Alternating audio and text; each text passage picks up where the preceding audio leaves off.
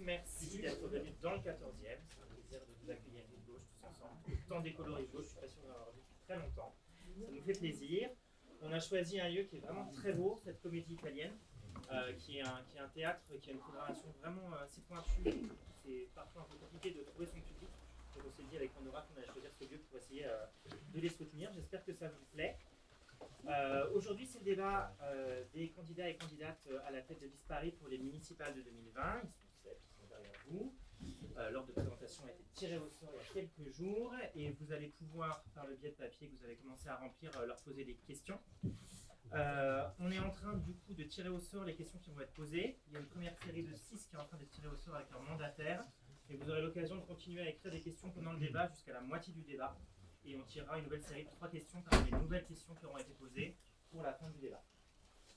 Et du coup, je vais laisser Pandora expliquer le format exact de cet après-midi.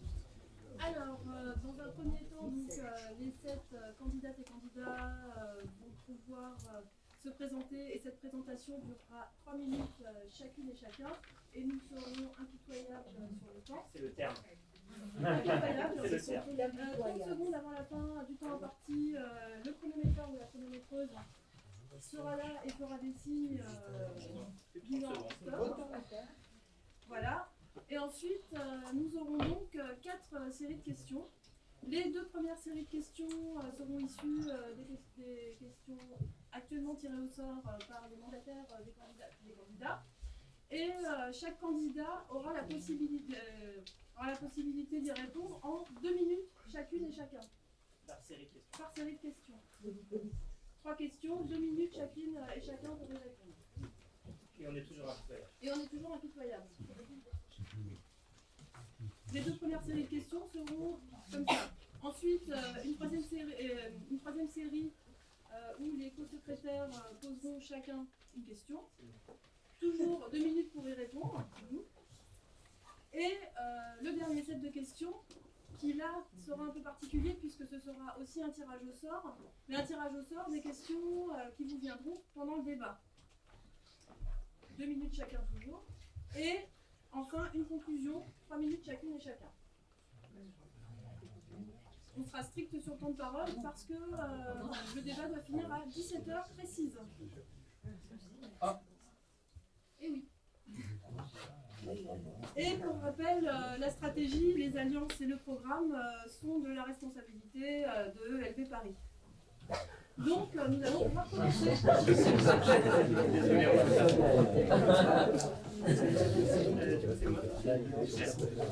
va commencer par donc les introductions. 3 minutes par candidat et candidate. C'est la Pandora qui va chronométrer. Et je vous rappelle l'ordre de passage. On va commencer avec David Béliard, puis Jérôme Glaise, puis Julien Bayou, puis Philippe Stanisière, Corinne Faugeron, puis Antoinette Gull et Boniface Enchaud qui finira cette première série. Est-ce que la chronométreuse est prête? Voilà. Bon, c'est à moi qui ai l'honneur de commencer. Bonjour à toutes et à tous. Déjà, un petit mot pour vous dire que je suis très content d'être ici. Alors je sais, une campagne interne, c'est toujours un moment délicat, c'est un moment de tension, puis c'est aussi un moment d'émulation où on peut échanger. Et puis de toute façon, après le 1er juin, date à laquelle vous allez désigner celle ou celui qui va nous représenter pour les municipales de 2020, on sera tous ensemble pour cette campagne. J'ai envie de dire, on fera équipe pour Paris et pour faire gagner l'écologie. Puis un tout petit mot, je crois que je peux le dire au nom de tout le monde, pour remercier le bureau exécutif parisien et toutes celles et tous ceux qui se sont investis pour ce moment qui est toujours un moment important dans une campagne interne où on peut débattre sereinement. Alors comme j'ai pas beaucoup de temps, moi ce que je voulais vous dire, c'est que depuis 2014, date à laquelle où j'ai été élu pour la première fois, j'ai été extrêmement impressionné par les marches pour le climat et la montée du désir de plus d'écologie, d'ailleurs marche que nous avons, je crois, toutes et tous fait ensemble. Et ces marches, elles répondent aussi à celles et ceux qui sont montés dans des collectifs, dans des associations, et qui transforment Paris au quotidien, loin des sunlights et loin des paillettes, et qui quand même font le pari de l'écologie dont nous avons envie. Alors les collectifs qui ramassent les mégots pour assurer leur recyclage, les jardins partagés, ou encore depuis 2015 le formidable élan de solidarité qui s'est créé pour répondre aux enjeux de la crise des migrants, notamment en donnant et en distribuant des petits déjeuners le matin à celles et ceux qui vivaient et qui vivent d'ailleurs encore dans des conditions qui sont des conditions effroyables. Alors nous, on a une responsabilité qui est une responsabilité majeure. D'abord, on a cette responsabilité d'accueillir tous ces désirs et de répondre à ces désirs de plus d'écologie. Et puis, on ne va pas se mentir, moi, ça fait 17 ans que j'habite à Paris, ça fait 5 ans que je suis élu, eh bien, je constate tous les jours qu'il y a une véritable crise urbaine. Et cette crise urbaine, eh bien, elle amplifie la crise environnementale avec la montée des canicules, en tout cas la multiplication des canicules, ou la montée des pics de pollution. Cette crise urbaine, elle amplifie aussi la crise sociale. Bon, on le sait tous, Paris, c'est une ville extrêmement chère, avec des loyers qui sont devenus complètement inabordables pour 95% de la population.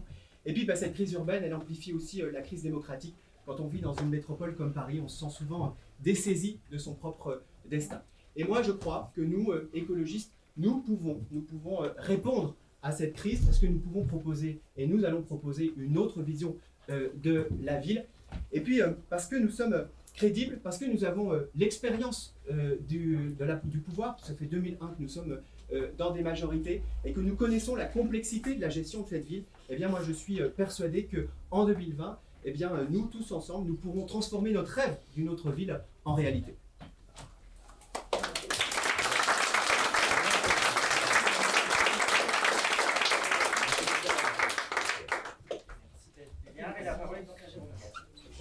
Et bonjour à tout le monde. Merci au BE d'avoir organisé ce débat. Donc, je suis un peu le candidat surprise parce que je me suis quand même déclaré au dernier moment, donc un jour donc le dépôt des candidatures, donc d'être candidat. Alors pourquoi je vais être candidat? Je suis engagé à l'écologie politique depuis très longtemps, depuis 1993. Je suis adhérent depuis 1997. Je travaille avec Alain Dupiès, avec Cécile Duflot, avec même Pascal Durand qui nous a quittés, donc je connais beaucoup d'accords politiques.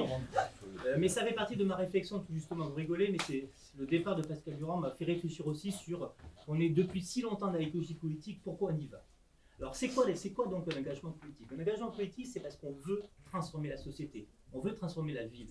Et on a une responsabilité particulière à Paris. Parce que si on est écologiste, il faut savoir aussi quand même que Paris, c'est 20% de la richesse produite en France. Donc vraiment, si on veut répondre au dérèglement climatique, si on veut répondre à la crise de la biodiversité, ça commence aussi par les métropoles. Et la métropole importante, c'est Paris. Voilà, donc ça, c'était un de mes éléments. Parce qu'aujourd'hui, je me suis dit, on ne répond pas à la question, on n'est pas sincère, on est à côté de la plaque. On ne se donne pas les moyens de répondre à cette crise écologique. Et mon expérience aussi depuis 2014 de Conseil de Paris m'a fait comprendre qu'on a les outils, mais on ne les utilise pas. Ces outils, donc, ils sont nombreux. C'est... on a 55 000 salariés dans la ville, on a donc des concessions. Ce qu'on a fait par exemple pour l'eau, on peut le faire aussi pour l'énergie. On doit créer une régie énergie de Paris. On doit reprendre la concession qui est aujourd'hui donc concédée à Engie de Climespace qui gère le réseau froid de Paris et aussi donc le réseau de chaleur qui est la CPCU. On doit le récupérer en régie comme on l'a fait pour ça. Donc on a des outils mais on ne les utilise pas. Alors on a deux grands défis. Parce que certes le programme donc il est fait par ELV, mais il faut quand même hiérarchiser les choses. Et hiérarchiser les choses, pour moi, les deux grands défis qu'il faut affronter, c'est le premier, c'est la gentrification de Paris. C'est-à-dire que la gentrification entraîne le départ des classes populaires de Paris. Par rapport à ça, on a des outils qui ont été donnés évidemment par les écologistes. Il y a l'Office foncier solidaire qui a été créé, notamment par Cécile Duflot, qui a été mis en œuvre par les écologistes dans cette mandature, qui peut être utilisé pour empêcher donc la montée spéculative des prix immobiliers. On a aussi donc beaucoup de bailleurs sociaux donc, sur Paris. Ces bailleurs sociaux, donc, leur mission principale, c'est de faire du bénéfice, c'est pas de gérer le bien commun qui est le logement social. Donc ça, c'est sur la question de gentrification. Il me reste combien de secondes? Merci. Deuxième défi, donc je reviens là-dessus, c'est la question donc, de lutter contre la bétonisation de la ville. C'est donc de lutter sur la question de l'énergie, mais déjà donné, mais aussi par rapport à ça. Dernier élément sur la question de la stratégie. Si vraiment on a l'ambition de gagner cette ville, on ne peut pas la gagner seul. Dans ce cas-là, il faut élargir les alliances, il faut discuter avec les syndicats, il faut discuter avec les associations, il faut discuter donc avec votre parti politique. Et comme on l'a fait à Grenoble, où à Grenoble on a pris le risque, on est allé discuter, y compris avec France Insoumise, pas que Génération, pas que Ensemble, donc voilà ce qu'il faut faire.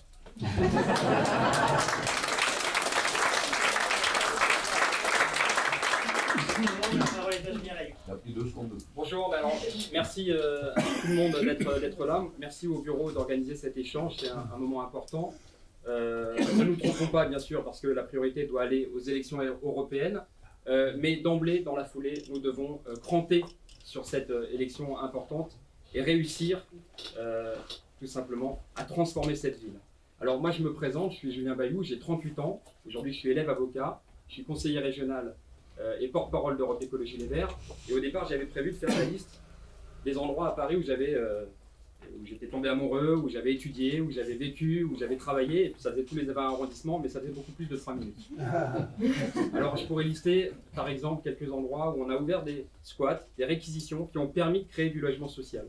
Ça je pense que c'est important parce que c'est comme ça qu'on peut résoudre cette opposition qu'on nous met. Vous voulez vous opposer au logement quand vous voulez protéger des friches et créer des espaces naturels. Eh bien oui, on peut transformer les logements, les bureaux notamment vides, en logements sociaux. C'est ce qu'on a fait dans le 2e avec la rue de la Banque, c'est ce qu'on fait dans le 10e avec la rue de Valenciennes, dans le 5e avec la rue de l'Arc, et la liste est longue.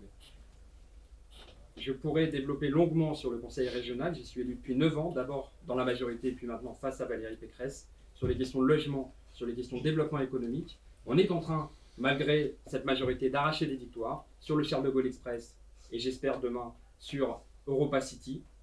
Je pourrais développer sur, évidemment, tous les enjeux au niveau national, parce qu'à cette légitimité, à cette connaissance des dossiers parisiens, eh bien, j'apporte une connaissance des enjeux régionaux et du Grand Paris, et niveau national. Et évidemment, quand il s'agit d'aller damer le pion à Rachida Dati ou à Benjamin Griveaux, eh bien, ça fera, j'espère, la différence. En tout cas, ça l'a fait dans le 10e, quand je me suis présenté pour nous représenter, où je suis arrivé grâce à une équipe qui a débordé largement Europe Écologie Les Verts.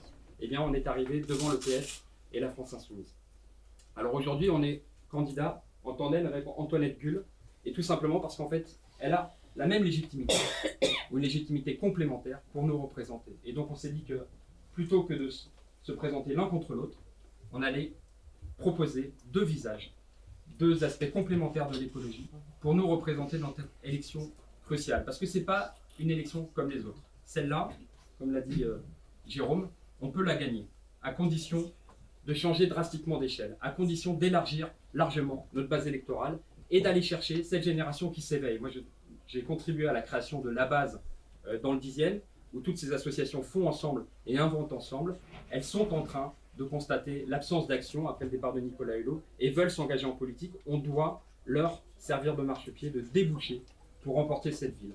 On aura des questions, on aura des réponses et des conclusions, mais nous proposons une vision, le droit à la ville, 3 axes et une méthode, celle de la gagne, celle qu'a appliquée Éric Piolle à Grenoble ou Ada Colau à Barcelone. On en reparlera. Merci.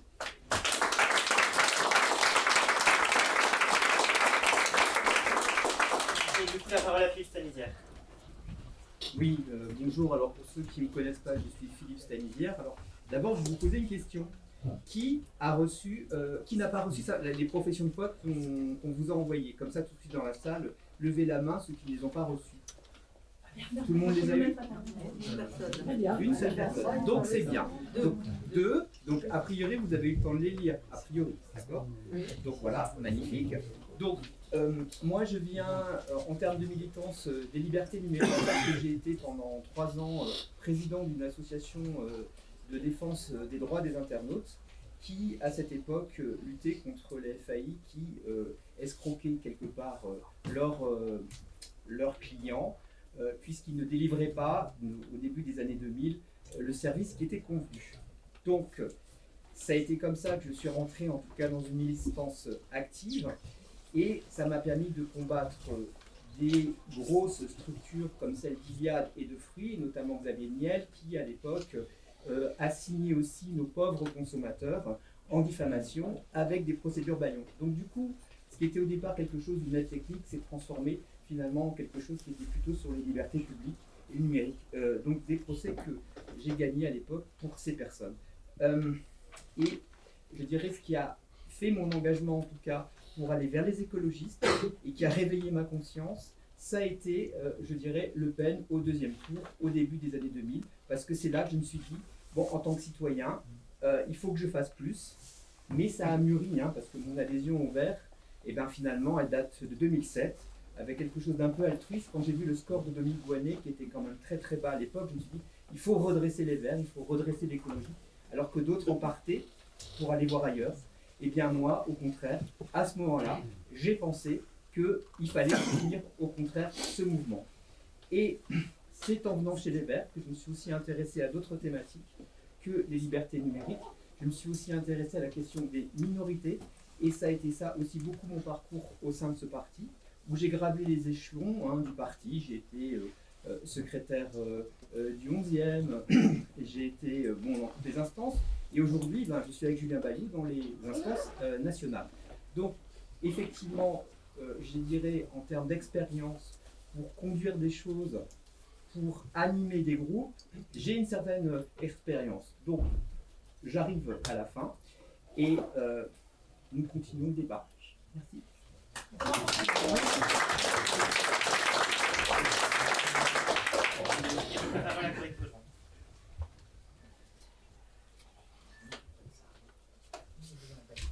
Pour ne pas être trop longue. Bonjour, alors je ne sais pas pour ceux qui ne me connaissent pas, donc je suis Corinne Faugeron. Moi je vous voyais un petit peu mieux là, mais là je ne vous vois plus du tout, donc je vois une cheveux toute noire.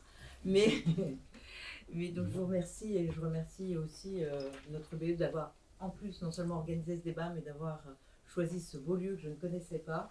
Et je suis très curieuse des lieux parisiens, et donc à chaque fois c'est très agréable d'en découvrir un nouveau. Et puis quand on arrive au métro Edgar Quinet, qu'on voit le café qui s'appelle le Tournesol, on se dit ah chouette, on est chez nous. Donc merci, et tout ça a été des bons signes.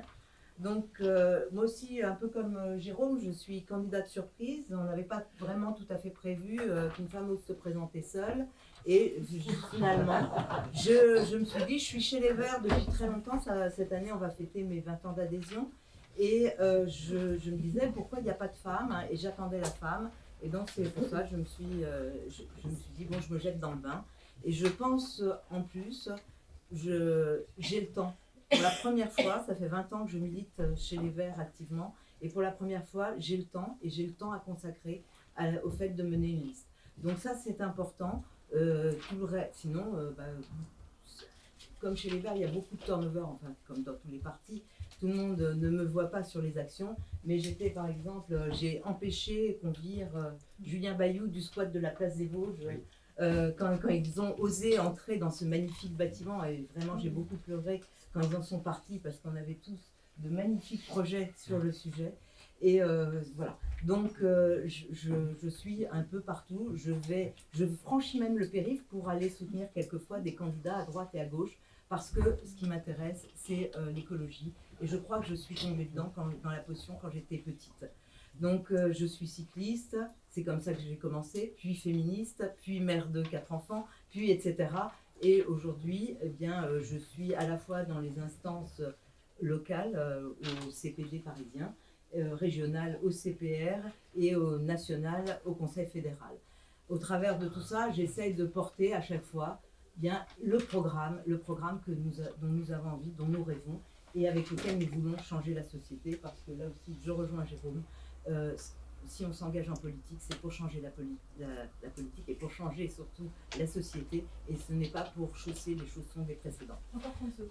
Encore 30 secondes. Et donc, pour terminer, donc, je ne me présente pas seule, mais je me présente pour animer cette campagne. Et pour moi, l'équipe de campagne et tout, ce sont les 17 binômes têtes de liste qui vont être issus des prochaines élections. Donc, le noyau dur de l'équipe de campagne, pour moi, ce sont ces 17 binômes cœur de tête de liste avec lesquels on va animer la campagne et la faire et gagner Paris, parce qu'il faut être partout en même temps. Et heureusement, on sera 17 fois. Voilà. Merci beaucoup.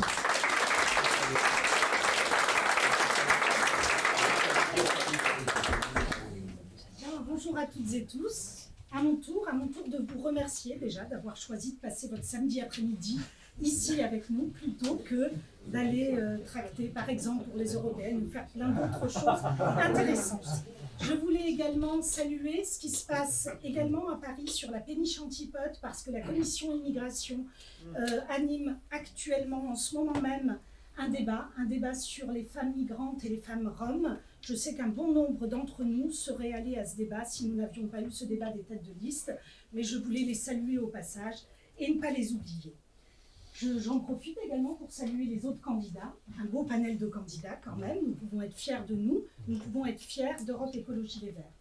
J'en viens à cette fierté que nous soyons une famille politique et une famille réunie, et j'aimerais que nous y pensions et que nous y pensions à chaque moment de cette campagne. Oui, il y a des choses qui nous unissent, il y a des choses qui nous rassemblent et qui font que nous sommes une entité cohérente, qui est basée sur des valeurs, qui est basée sur un combat que nous menons collectivement depuis 30 ans, un combat dans lequel moi je suis entrée il y a 17 ans. Moi j'y suis entrée le 22 avril 2002, très exactement, le lendemain de ce fameux 21 avril où Jean-Marie Le Pen est arrivé au second tour. C'est ce jour-là où je me suis dit, à la fois pour l'écologie et contre l'extrémisme, que je m'engageais en politique. Ça n'est qu'en 2014 que je suis devenue pour la première fois élue, que je me suis même présentée pour la première fois au nom de notre parti.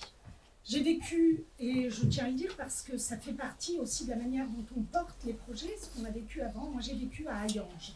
Hayange, vous savez ce que c'est? C'est cette histoire des hauts fourneaux de la sidérurgie française. Ça fait partie de ces territoires qui sont devenus des territoires oubliés de France. Je tiens à le dire, moi je suis enfant d'immigrés italiens, mais aussi, donc je suis assez contente aussi d'être ici pour tout vous dire, d'immigrés italiens, mais aussi d'ouvriers. Et donc c'est avec ce passé-là que je suis aussi entrée en politique, et j'y suis entrée aussi pour défendre ces territoires oubliés, que ce soit en France ou que ce soit à Paris, parce qu'il y en a aussi, mais pour défendre aussi ces populations oubliées. Donc pour moi, l'écologie populaire, elle est en fait une des valeurs que nous devons porter. Nous devons faire de l'écologie pour toutes et tous, et nous devons préparer un projet pour Paris qui puisse s'ouvrir à toutes et tous. Pour les 30 dernières secondes, je vous dirai également que je suis très attachée, ma chère Corinne, comme toi, à la parité. Et je suis très attachée à la parité réelle, celle qui fait que nous, hommes et femmes, nous portions ensemble les valeurs du féminisme. C'est ça qui m'anime et qui m'anime tous les jours. Non pas que nous les portions les uns contre les autres, mais que nous portions ensemble, hommes et femmes, ces valeurs du féminisme. Alors oui, cette candidature en tandem est aussi une candidature féministe. C'est une candidature féministe que je porte avec un homme, Julien Bayou.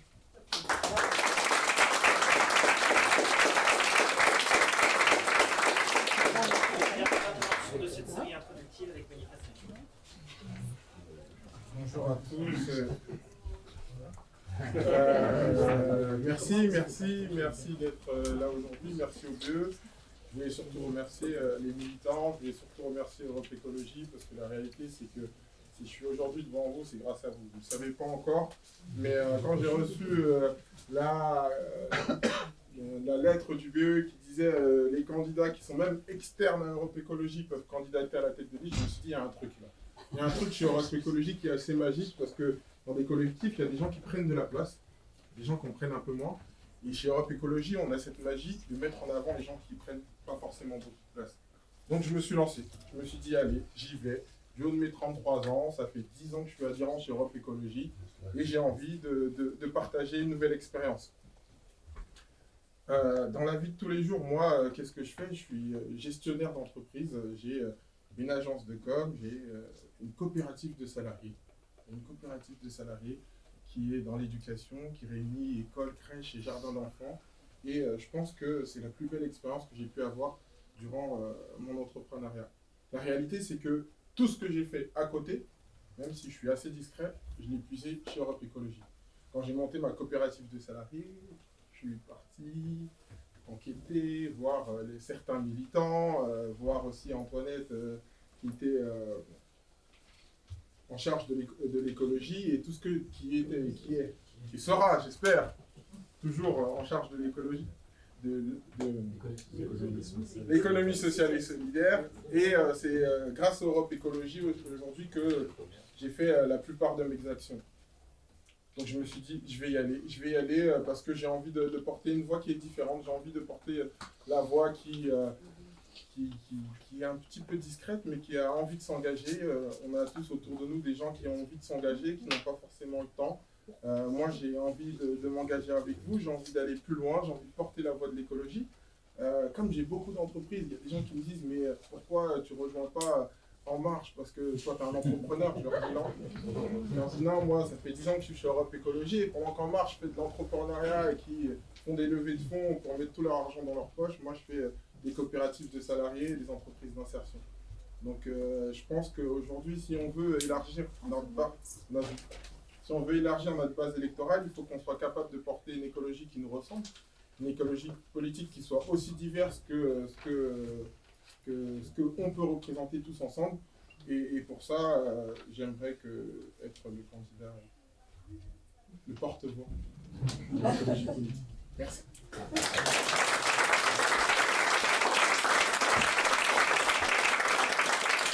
Merci à vous 7. On va passer à la première série de 3 questions que Pandora va vous lire. Et je vous rappelle que vous pouvez continuer à poser des questions sur les papiers. Et on s'arrêtera d'écrire à la fin de la deuxième série. Voilà. Alors, donc, 3 questions. Pour élargir notre socle électoral, comment souhaitez-vous inclure la génération climat dans les municipales de Nour? Ensuite, vous engagez-vous à 100% dans votre mandat jusqu'à la fin sans cumul ni démission si vous êtes élu?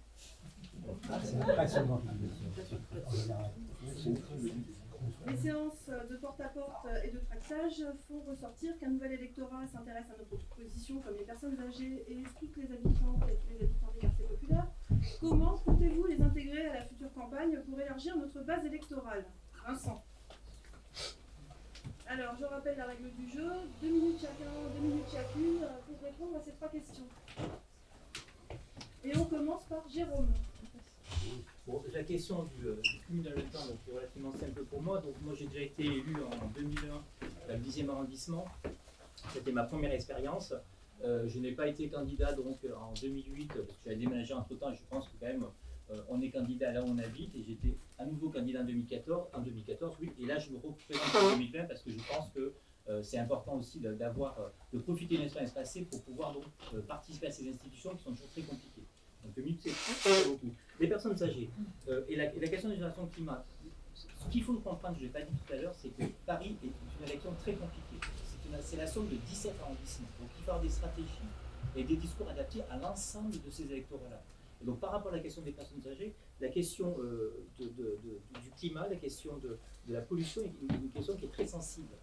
Et on a beaucoup de choses à leur dire par rapport à ça. Après, on a fait un énorme boulot là-dessus, donc Gala Bridier, il faut pas oublier qu'elle était en charge de la question des personnes âgées, donc on peut reprendre tout ce qui a été fait, il y a des choses à dire là-dessus. La génération climat. La génération climat, c'est la nouvelle génération politique, elle émerge régulièrement. Moi, je fais partie de la génération qui a émergé en 2001, qui était la génération des années 90. J'ai fait la première manifestation à Amsterdam sur ces questions climatiques. Donc, c'est normal, ça fait partie de cet engagement. Donc, comme n'importe quelle génération, elle est toujours contestataire, elle va mûrir, elle va maturer avec le temps, et que donc, il faut faire des propositions, pas forcément climatiques. Il faut faire des propositions de rupture. Il faut leur dire qu'on va répondre à la crise. C'est-à-dire que les gens, ils en ont marre du discours. Sur les enquêtes qui ont été qualitatives qu'on fait sur les actions locales, les gens veulent un discours de rupture, ils veulent plus que le discours. Ils veulent leur montrer comment on fait cette rupture.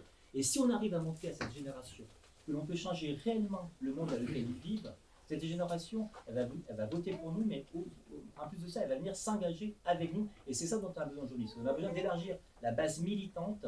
Et pour le moment, on est relativement faible. 700-800 adhérents pour Paris, c'est pas beaucoup. Oui.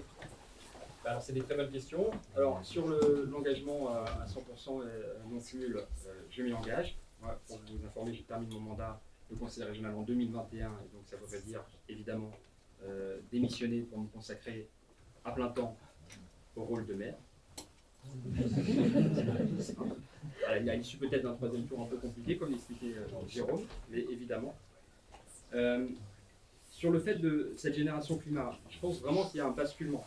Après la démission de Hulot, après l'été où on avait véritablement vu que le dérèglement climatique était engagé, et que notamment on l'a subi à Paris, et notamment les personnes les plus âgées, après les marches pour le climat, après le fait qu'il y ait 2 millions de personnes qui signent la pétition L'affaire du siècle, j'espère que vous l'avez tous signé.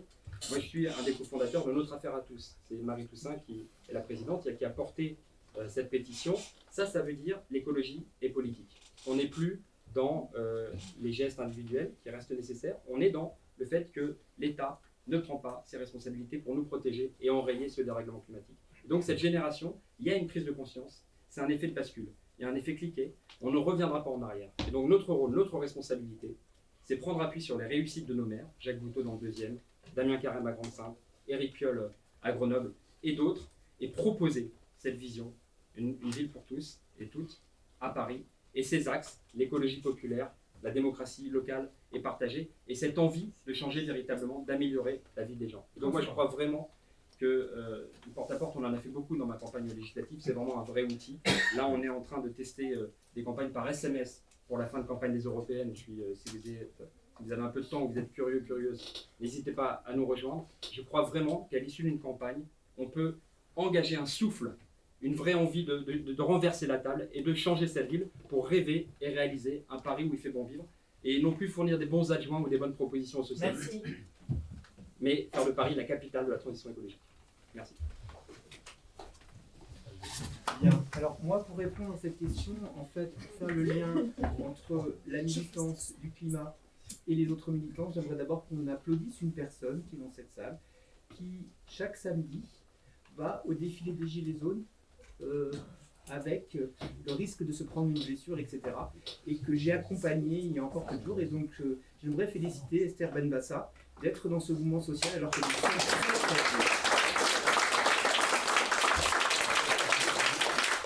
et comme vous l'avez peut-être vu, ce qui est aussi intéressant avec cette affaire, c'est qu'il est arrivé des moments où en fait le mouvement du climat et les Gilets jaunes ont réussi une convergence. Et je pense que ça, c'est quelque chose qui nous donne une piste, en tout cas, pour nos municipales, parce que je pense qu'il faut intégrer les Gilets jaunes dans le sens où il y a beaucoup de classes populaires qui ne sont absolument pas écologistes chez ELV. Hein. Vous avez peut-être remarqué, en tout cas, que nous, au niveau parisien, je n'ai vu personne, mis à part Patrick Farbiaz, se réclamer nominalement comme Gilets jaunes. C'est assez rare chez nous. Et je pense que il faut quand même, au niveau parisien, aussi faire cet effort pour aller vers eux.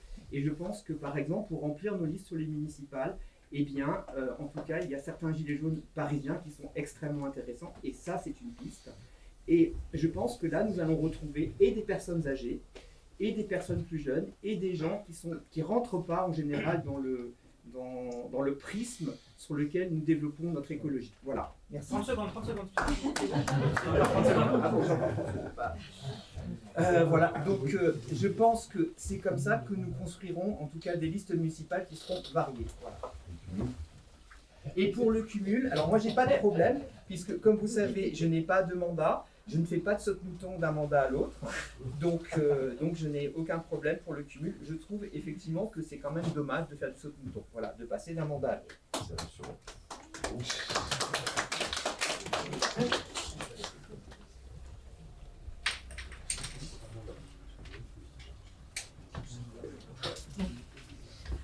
Donc, alors, j'ai commencé par le cumul. Donc, moi, certains vont penser cumul dans le temps. En effet, je suis élue depuis 2001.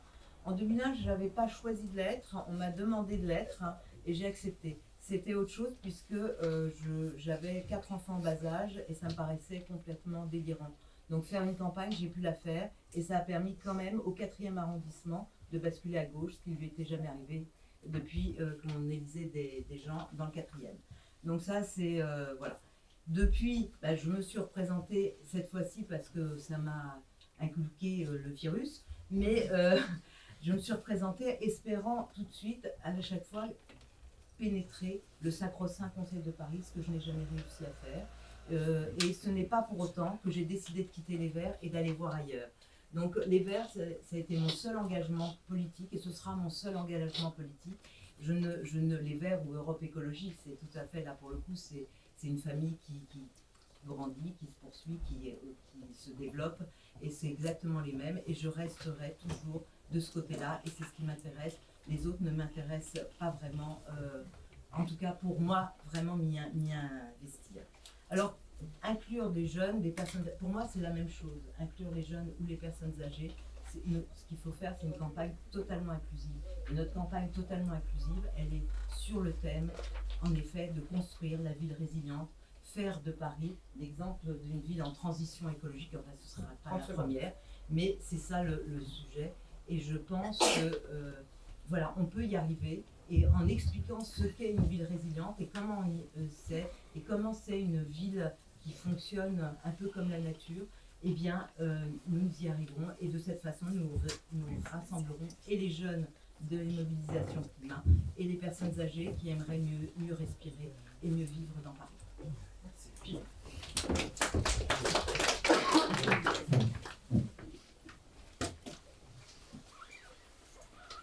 À mon tour également, donc 3 questions. La première, la génération climat. Elle est ô combien importante. Savoir aujourd'hui que ce sont nos jeunes, et je dis nos jeunes, j'allais presque dire les miens, puisque moi je suis maman de 3 enfants, à peu près dans une tranche d'âge 17-20 ans, qui eux réclament sans cesse, eux et leurs amis, plus de radicalité en écologie. Et ils nous le disent, ils nous l'ont dit à la teinturerie lorsque nous les avons invités il y a quelques temps. Nous avons invité avec Julien, la jeunesse du climat, les différentes organisations, ceux qui sont en grève tous les jeudis et tous les vendredis en ce moment, ceux qui font les marches pour le climat, ceux qui ont signé la pétition L'affaire du siècle, ils nous le disent. Ils attendent de nous plus de radicalité. Ils attendent de nous que nous défendions corps et âme ce projet écologiste qui va leur permettre de vivre sur Terre. Car c'est de ça dont il s'agit, non pas de permettre aux générations futures de vivre sur la planète, mais bien de permettre à celles qui aujourd'hui sont là et sont jeunes, et elles nous le disent toutes les semaines. Donc nous devons certes être à la hauteur de cette attente. Nous devons les inclure, nous devons leur permettre, et nous devons nous permettre, elles et nous, de nous rejoindre sur un même projet que nous pourrons porter ensemble. Ce projet de société, de transformation de société que nous voulons, il va falloir effectivement que nous le menions avec ces jeunes. Les personnes âgées, les autres publics, j'ai déjà parlé moi des quartiers populaires, je n'en dirai pas plus, mais vous l'avez compris, c'est effectivement aussi un autre public avec lequel nous avons peu l'habitude de travailler, ou en tout cas à qui nous nous adressons peu. Nous l'avons fait, moi je l'ai fait en mettant en place des projets d'économie sociale et solidaire spécifiquement dans ces quartiers populaires. Et je le dis, il y a énormément d'innovations à faire et à mettre en place pour pouvoir permettre aux seniors aussi de vivre mieux. Et dernier sujet, vous avez pu le tester, ma résilience, que ce soit vis-à-vis de l'écologie, que ce soit dans l'exercice des responsabilités, vous l'avez testé. Merci. Donc oui, 100%, sans cumul et évidemment sans démission.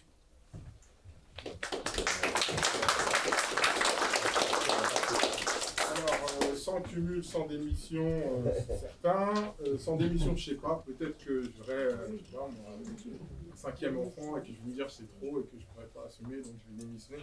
Mais jamais pour aller dans un autre parti, ça c'est une certitude. Ce qui est de la génération climat et ce qui est des personnes âgées et des gens des quartiers populaires, je pense qu'on a une vraie mission chez Europe Écologie, c'est qu'on doit revoir la gouvernance. Quand je dis revoir la gouvernance, je parle de gouvernance partagée. La génération climat, elle est là, elle a envie de participer. Il y a des gens dans les quartiers populaires qui sont là, qui ont envie de participer, mais on a du mal à les écouter en tant que politique. Donc on a fait beaucoup l'apologie de la démocratie participative en disant on va faire participer les citoyens, mais la réalité c'est qu'on les consulte. On vous dit on va mettre une piste cyclable à gauche ou à droite, est-ce que vous êtes pour ou est-ce que vous êtes contre? Moi ce que je veux aujourd'hui, qu'on arrive collectivement à faire, c'est qu'on puisse élargir la participation citoyenne et vraiment co-créer avec les citoyens. Et je pense que si on arrive à mettre en place des outils qui permettra autant à la génération climat qu'aux personnes âgées, qu'aux personnes des quartiers populaires de participer, mais réellement, parce que c'est bien les conseils de quartier, mais c'est pas tout le monde qui a le temps d'aller au conseil de quartier.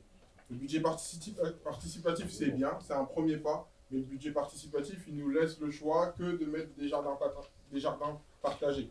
On veut aller sur des décisions structurelles pour la ville de Paris, et je pense que c'est à nous, collectivement, de passer un seuil, de dire que nous, on n'est plus dans la démocratie participative, mais on est dans la démocratie coopérative.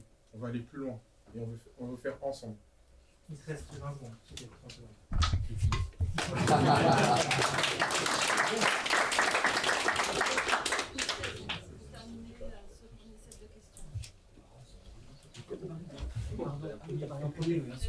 Pardon. Oui, alors sur... j'en parlais tout à l'heure sur la question de la crise urbaine. Il y a une crise sociale à Paris et notamment il y a une montée très forte des inégalités.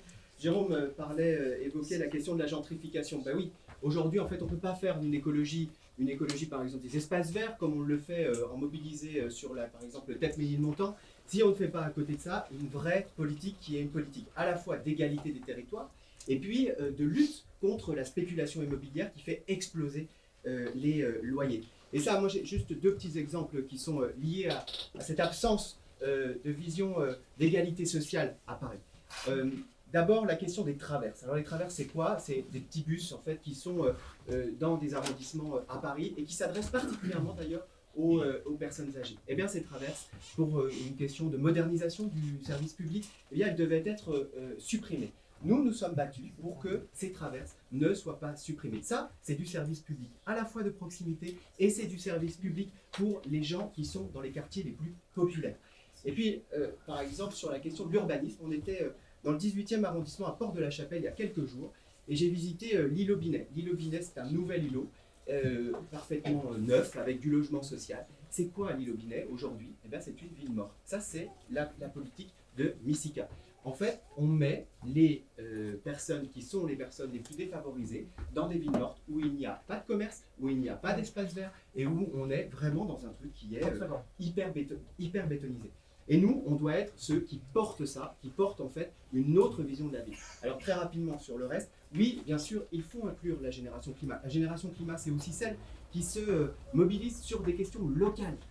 C'est aussi celle qu'on ne voit pas. C'est, je parlais du TEP Ménilmontant, mais c'est aussi par exemple les collectifs qui sont contre le plastique dans les cantines.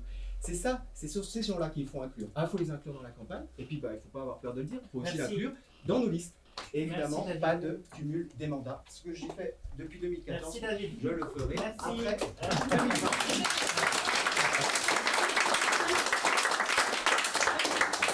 Voilà. Donc nous arrivons au terme de notre première série de questions. Il y en a 3 autres que je vais vous énoncer maintenant. Je vous rappelle que vous avez encore la possibilité d'en écrire des nouvelles et de les donner à Antoine.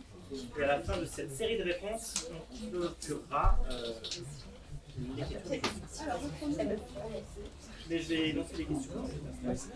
Alors la première question, un peu de silence. Merci.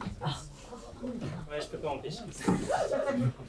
La vidéosurveillance imprègne profondément le système de sécurité et la culture des agents nationaux comme municipaux. Comment en sortir? Question de Pascal Julien qui n'est pas très bien écrite. Quelles mesures radicales et quelles stratégies comptez-vous mettre en place pour diminuer fortement, voire éradiquer la pollution à Paris? Une question d'Adèle Balland. Et la dernière question, en tandem, en équipe, en solo, comment concevez-vous concrètement l'exercice du pouvoir si vous êtes élu? C'est une question d'Erwan Veyermech. Et je n'ai pas la feuille de l'ordre de passage, Pandora. Non, ça c'est celle d'avant. Merci. Du coup, on commence par Julien Veil. Très bien. Alors sur la vidéosurveillance, évidemment vous savez qu'on est contre parce que ça ne fonctionne pas pour réduire l'insécurité ou le sentiment d'insécurité, c'est quand même important, ça coûte extrêmement cher et bien souvent il n'y a personne en fait derrière les écrans, c'est une vraie bataille culturelle à mener, mais c'est une bataille très concrète. Vous avez peut-être vu il y a très peu de temps une mobilisation Balance ton métro de personnes, de femmes qui sont 100% à se faire en gros harceler ou agresser dans les transports en commun et qui justement disaient, et c'est mieux quand ce sont à elles qui le disent, la vidéosurveillance ne sert à rien, nous voulons des moyens humains et surtout des agents qui sont formés à accueillir la parole des victimes. Et donc vraiment là-dessus, je pense qu'il ne faut pas tergiverser. Mais évidemment, moi vous savez, en tant que porte-parole, je me réfère à notre petit livre vert, j'ai toujours le projet sur moi, et demain ça sera avec le projet de Paris. Donc ça c'est assez simple. Sur la pollution, on doit assumer une même radicalité. Paris devient invivable et les jeunes couples ne veulent pas faire d'enfants parce que les loyers sont chers et parce qu'on ne veut pas développer d'asthme ou de bronchiolite à répétition. Donc on doit assumer la radicalité de réduire drastiquement la place de la voiture en ville et de permettre à toutes et tous de se déplacer à pied, en vélo. Finalement, l'objectif que nous devons avoir, c'est une ville où les enfants peuvent aller à l'école en vélo. Parce que ça veut dire que dans ce cas-là, eh bien, la situation de l'espace public est apaisée et on pourra mieux respirer à Paris. Il y a bien sûr beaucoup d'autres points pour lutter contre la pollution, mais je pense que la population est mûre pour dire qu'on réduit la place de la voiture à Paris. Et la manière de faire est importante. La fin est dans les moyens, comme la graine est dans le fruit. Et donc la proposition de tandem qu'on vous fait avec Antoinette Bull, c'est bien sûr pour une campagne plus collective. Et ça veut dire une démocratie locale partagée et continue. Et je pense que les politiques publiques sont meilleures quand elles sont partagées, sont meilleures quand les personnes se les approprient. Quand elles sont partagées, on doit aller bien au-delà du budget participatif qui représente que 5%. Et par exemple, pourquoi ne pas confier au conseil de quartier le soin de choisir les îlots qui deviendront demain piétons.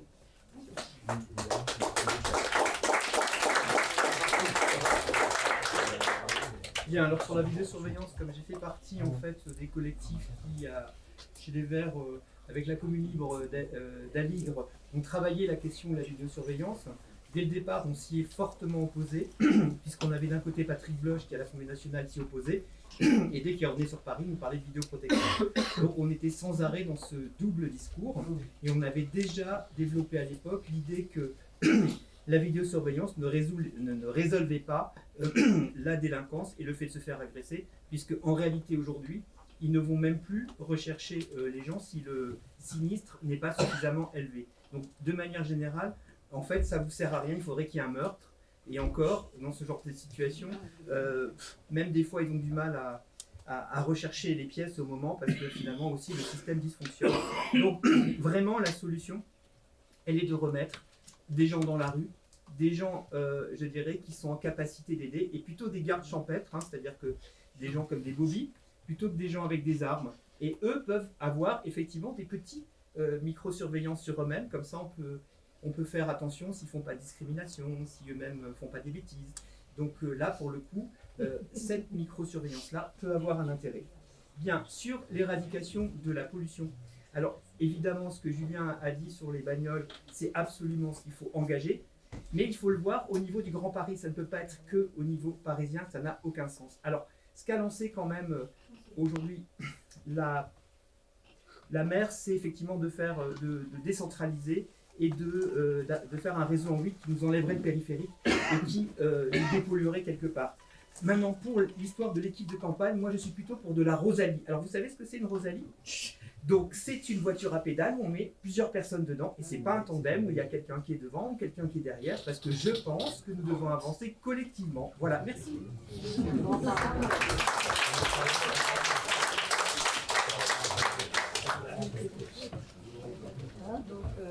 Là aussi, 3 questions. Vidéosurveillance, je faisais partie du même collectif qui s'appelait Souriez, vous êtes filmés. On s'est bien amusé, entre autres au marché d'Aligre. Et au marché d'Aligre même, ils avaient installé une fausse caméra, ils avaient dessiné des têtes sur tous les potelets, etc. Et donc, et on nous apprenait qu'il fallait sourire parce que les logiciels ne reconnaissaient plus les visages à partir du moment où on souriait.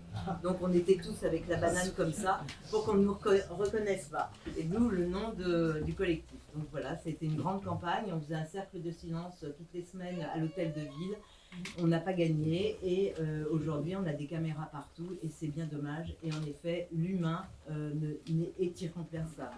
Moi, dans le 4e, j'ai l'exemple, il y a une caméra sur un carrefour, il y a eu un accident avec un cycliste qui est mort, le chauffard a disparu, et justement, ce jour-là, la caméra était en panne. C'est dommage, donc ça n'a servi à rien, et on n'a jamais trouvé qui en était l'auteur.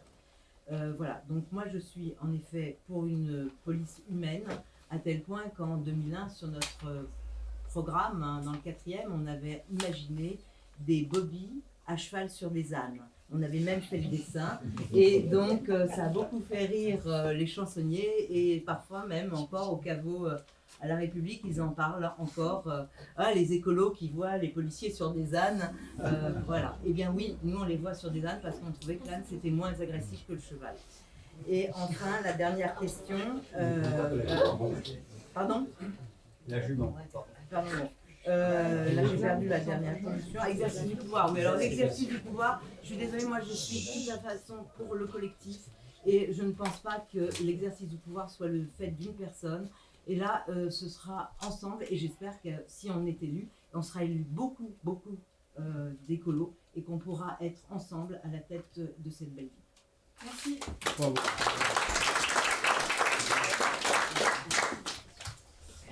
Bien, moi la question de la tranquillité, ou en tout cas de l'aspiration à une grande tranquillité en ville est une question que je pense nous devons respecter.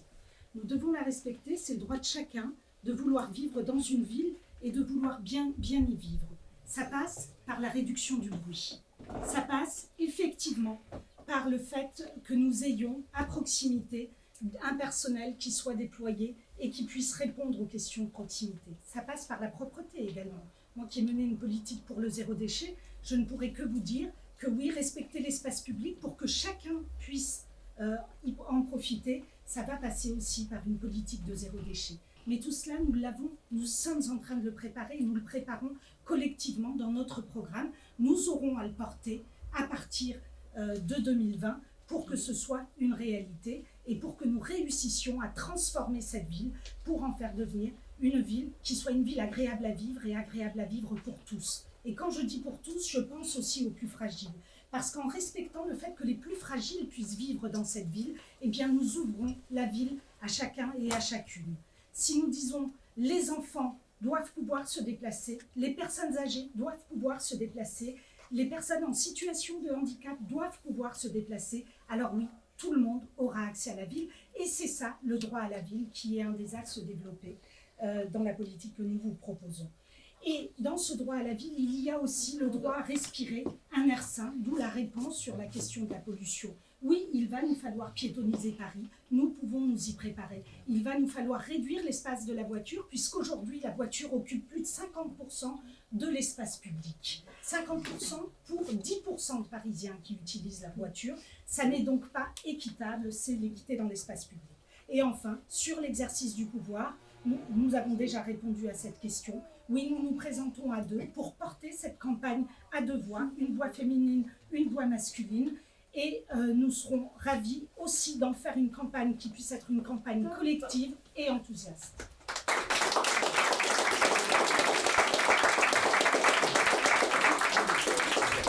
Merci. Alors sur la question de la vidéosurveillance, moi je pense qu'il faut juste qu'on puisse expliquer aux gens que ça ne fonctionne pas tout simplement parce qu'il n'y a personne H24 derrière la caméra.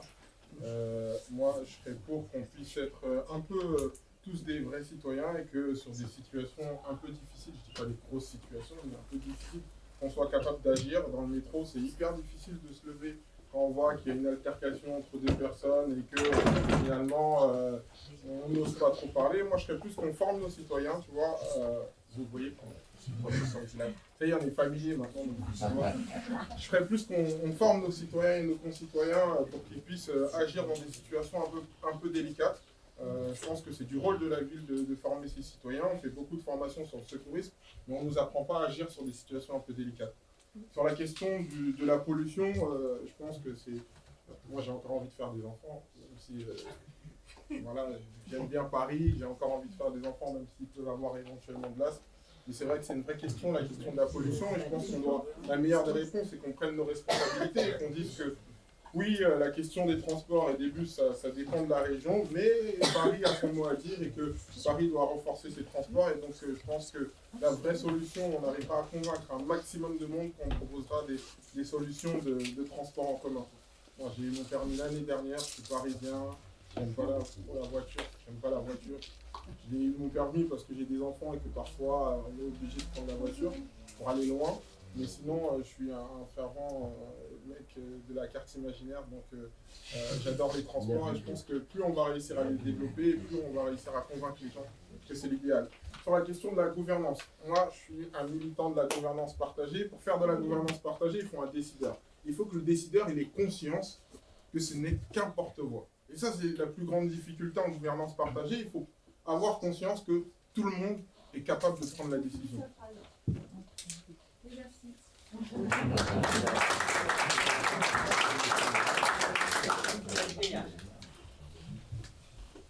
Alors, sur la vidéosurveillance, je crois qu'on est tous d'accord sur le fait que en fait, c'est inefficace. Moi, je pense que la question, elle n'est pas liée à est-ce qu'on va continuer ou pas. Bien entendu, nous n'allons pas continuer, mais de comment on va faire. C'est une question qui est complexe. Complexe parce que sur les 28 000 caméras qu'on a à Paris, en fait, il n'y en a que 1600 qui sont liées vraiment à la municipalité, sur lequel on peut déjà, dès le départ, demander un gel aussi sur les nouvelles technologies. Les questions de drones ou de reconnaissance faciale. qui sont en train de rentrer dans notre quotidien. Et puis bah, le reste, c'est avec la RATP. Donc en fait, on a, nous, à donner, à voir comment on va sortir de la vidéosurveillance. Alors ça a été dit, bien entendu, c'est un lien avec toutes les discussions sur police municipale ou comment assurer la tranquillité publique qui doit être une de nos priorités et sur lequel nous devons investir et notamment investir dans l'humain. Sur l'éradication de la pollution, ben c'est évidemment là le sujet, un des sujets primordiaux et il est intimement lié à la question de l'égalité des territoires. Il faut faire baisser le nombre de voitures à Paris. Et pour faire baisser le nombre de voitures à Paris, eh bien, il y a d'abord le fait de changer l'espace public. Il faut que Paris devienne la capitale du vélo. Aujourd'hui, c'est Copenhague. Eh bien non, en fait, il faut que Paris, demain, devienne la capitale du vélo. Parce que quand vous faites du vélo, eh bien, vous réduisez la place de la voiture. Et il faut en faire partout. Et il faut transformer le périphérique. Et là, c'est évidemment une question métropolitaine. Sur l'exercice du pouvoir, ben, nous, on a fait pendant cette campagne interne une proposition qui est la question de l'équipe. Parce qu'on pense que le pouvoir est un pouvoir, en tout cas à Paris, exercer des responsabilités, c'est complexe. Et que les enjeux sont complexes. Donc ce qu'on veut, c'est mettre ensemble des gens qui ont des compétences. Mais en étant très clair avec les gens. En fait, il n'y aura qu'un maire à la fin. Si nous gagnons, alors si nous prenons la tête d'une majorité, eh bien, nous savons, et moi, je serai candidat pour être maire de Paris si vous me désignez le 1er juin. Et nous avons proposé, notamment, qu'Emmanuel Pierre-Marie, qui n'a pas pu être là parce qu'elle est à la... Je termine, moi. Elle est à la... Voilà, merci. Groupe de travail sur l'immigration. Eh bien, soit notre porte-voix pour la métropole, parce que nous pensons l'exercice du pouvoir dans sa complexité, à la fois au niveau parisien et au niveau de la métropole du Grand Paris.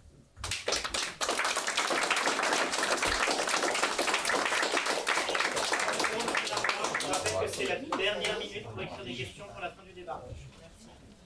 La question de la vidéosurveillance, c'est la question qui va montrer si on est crédible pour avoir la mairie de Paris. C'est une très bonne question parce que là-dessus, on n'aime pas de très loin. On est considérés comme des oiseaux sur ces sujets-là. La question, c'est comment en sortir. Donc déjà, avant d'arriver à comment en sortir, c'est comment on a un contrôle démocratique de la vidéosurveillance. Et Pascal, qui fait partie de la commission, sait très bien qu'on n'a pas un contrôle démocratique là-dessus. Donc déjà, la première chose. En sortir, on n'en sortira pas tout de suite. La seule manière pour en sortir aujourd'hui, c'est d'avoir un programme crédible sur la question de la sécurité de manière générale. Donc ça, il y a un groupe de travail là-dessus, je ne vais pas me détailler là-dessus, mais par contre, j'ai déjà écrit un texte là-dessus sur mon compte Mediapart sur la question de la sécurité. La question d'éradiquer la pollution, alors, elle est déjà au niveau métropole, le PCAET, donc il y a un PCAET au niveau de la ville et au niveau de la métropole, donc c'est le plan climat, air, énergie territoriale, autour d'un acronyme. Donc on a déjà une réflexion à l'échelle métropolitaine. Si on veut être efficace par rapport à ça, il faut des réponses institutionnelles. Les outils, on les a. Et faire attention là-dessus parce qu'Hidalgo, elle a plutôt une bonne notoriété sur ces questions, notamment avec le recours qu'elle a gagné au niveau européen. Donc, pour être efficace là-dessus, il faut une coordination de l'ensemble des politiques publiques au niveau d'un poste de premier adjoint. Il doit être en charge de cette question-là et de l'ensemble des questions énergétiques et pour répondre donc à la fois à la question donc, de l'enjeu climatique, l'enjeu de la pollution, l'enjeu de la biodiversité. Donc ça, c'est une réponse institutionnelle par rapport à ça parce qu'on a déjà l'outil. N'oublions pas un type de pollution atmosphérique. C'est la pollution atmosphérique provoquée par l'agriculture industrielle. C'est un truc qui est largement oublié, mais qui est très important. L'exercice du pouvoir. Alors, l'exercice du pouvoir, c'est-à-dire exécuter son pouvoir. Il y a toute la partie invisible du pouvoir. C'est-à-dire, par exemple, les conseils d'administration des écoles, les conseils d'administration des lycées, les représentations. Déjà, il faut que les élus il y en a qui ne le font pas, et ça, c'est scandaleux. Autre élément, alors sur la question, pour répondre à ce que disait David, la question de la parité, moi ça a été ma grande déception au niveau du GEP, c'est qu'on a abandonné la parité qu'on avait et donc on a eu un trio, moi je préfère la parité. Et sur le tandem, je défends le tandem, le 1er juin pour être énorme. C'est important.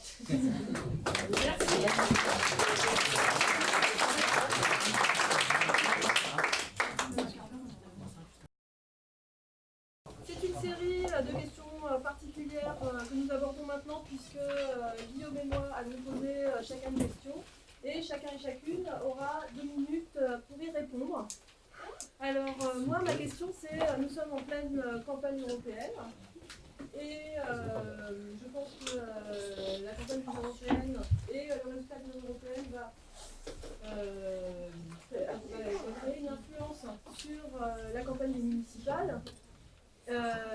Comment est-ce que vous intégrez la question européenne à votre projet? Merci. Et moi, ma question, c'est le rôle de la tête de liste parisienne, c'est avant tout de fédérer les 17 campagnes d'arrondissement. Comment est-ce que vous comptez faire?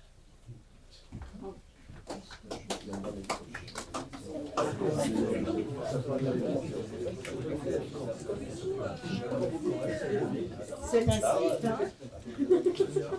Et ensuite, Corinne, 2 minutes. 2 minutes. En tout. 2 minutes au total. Philippe commence. Philippe, Corinne, Antoinette, Boniface, David, Jérôme et Julien. Bien, alors la campagne des européennes, moi je pense qu'elle a vraiment un poids sur les municipales, notamment parce que Anne Hidalgo aujourd'hui s'est engagée avec Place Publique et vous le voyez, je dirais le résultat de Place Publique le 26 mai est pas du tout assuré. Suivant les sondages, il y a des sondages même qui les placent en dessous de 5. Par exemple, si vous regardez, il y a 2 sondeurs qui font des rollings journaliers. Et donc, dans ces conditions, si jamais ils faisaient 5 ou en dessous, eh bien, quelque part, elle en serait comptable. Même si, effectivement, les résultats pour les européennes et pour les municipales ne sont pas pareils, les enjeux ne sont pas exactement pareils, par contre, elle représentera Place Publique, le Parti Socialiste, et Nouvian, dont elle veut aujourd'hui utiliser les qualités pour lancer sa campagne municipale. Donc, moi, je pense qu'à partir du 26, je fais le pari, pas le souhait, que Anne Hidalgo va commencer à baisser. Et que, à un moment, je dirais au moment juste de la campagne, et on peut le souhaiter en tout cas, que nos courbes entre elle et nous se croisent. Et je pense que c'est tout à fait quelque chose d'envisageable. Alors comment intégrer ça? Moi je pense qu'on a quand même besoin d'un partenaire PS, malgré tout, ou Place Publique, qui ne s'écroule pas. Ou en tout cas, s'il baisse, c'est nous qui devons monter. Parce que si nous nous écroulons tous les deux, vous voyez bien que c'est la catastrophe. Donc on n'a pas intérêt à souhaiter. Il va nous servir de réserve de bois, comme on a pendant des années leur servi de supplétif. 30 secondes. Voilà. Alors pour fédérer les 17 campagnes parisiennes, d'abord moi je pense qu'il ne faut pas compter que sur les 2 binômes de liste, comme ça a été évoqué tout à l'heure. Je pense qu'il faut compter sur tous les gens qui portent aussi des thématiques dans les arrondissements, et il faut savoir les utiliser, il ne faut pas être que territorial. Parce que quand vous approchez des Parisiens, en réalité, il y a des limites de territoire qui sont totalement artificielles. Il y a des gens qui ne savent pas s'ils sont en 10e ou en 11e et où sont les frontières. Donc, je pense qu'il y a un côté territorial, c'est exact, Merci. mais il y a un côté aussi thématique. Voilà, merci.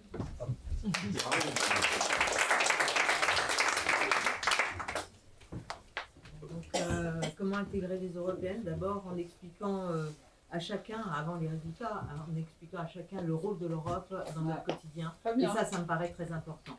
Bon, ensuite, le résultat, en effet, peut-être qu'il y a ce problème sur Place Publique. En effet, de toute façon, il y a un problème sur Place Publique, ça c'est évident. Mais il y a aussi un problème du côté d'En Marche. Et là, je pense que ça va complètement changer aussi. Enfin, on attend avec impatience ces résultats pour comprendre exactement quels sont les équilibres politiques à Paris. Donc ça me paraît tout à fait important. Là, je ne suis pas devin et je ne sais pas exactement quels ils vont être. Donc voilà, sur les européennes, aujourd'hui, c'est important. De toute façon, la question européenne, c'est juste majeur dans notre quotidien à Paris, mais partout en Europe. Donc ça, c'est une première chose. Et la deuxième chose, comment intégrer les résultats? Bien tant que les résultats ne sont pas là, on ne peut pas les intégrer. Et j'attends avec impatience ces résultats. Ensuite, comment fédérer les 17 têtes de liste? Eh bien, ça, comme je dis, c'est dans ma profession de foi. C'est finalement le cœur de ma profession de foi. L'idée, c'est de fédérer et d'animer la campagne de ces 17 arrondissements, et je ne dirais pas justement seulement tête de liste, mais arrondissements. Et donc, comment, en effet, fédérer tout ce qui existe d'écolo et d'initiatives écolo dans tous les arrondissements. Donc, je dirais que, pas mon credo, mais ma façon de faire, c'est depuis que je suis, même avant d'être chez les Verts, c'est le terrain et toujours le terrain. Et c'est ce que nous disait notre doyenne, Gisèle Chaléa, les enfants, n'oubliez pas, le terrain, toujours le terrain. Et elle, jusqu'à 99 ans, elle distribuait. Donc, elle a permis aux écolos de faire un beau score à une période où il y a une candidate écolo dans le premier arrondissement, ce qui est extraordinaire, parce que cette vieille dame, avec son chapeau vert et son lodène, distribuait tous les jours sur le thème écolo.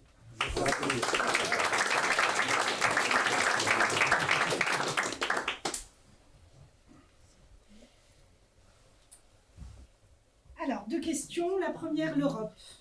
Vous dire aujourd'hui, à quelques jours du scrutin, que l'Europe c'est important, je crois que je ne convaincrai personne, vous êtes déjà tous convaincus. Vous dire par contre que moi je suis très très fière du travail que nous faisons, que fait notre liste comme campagne vis-à-vis des Français, eh bien oui, j'en suis très fière. Je suis très heureuse de pouvoir dire que sur cette liste des européennes, il y a Marie Toussaint qui a lancé l'affaire du siècle, il y a David Cormand, dont l'engagement pour Europe Écologie est connu, il y a aussi des petits nouveaux comme Benoît Biteau ou comme Claude Gruffat qui vont aller représenter une autre manière de faire l'agriculture. Nous avons sur cette liste, bien sûr, la force et la cohérence qu'a imposé Yannick Jadot, et c'est ça, c'est là-dessus que nous allons nous appuyer pour faire cette campagne parisienne.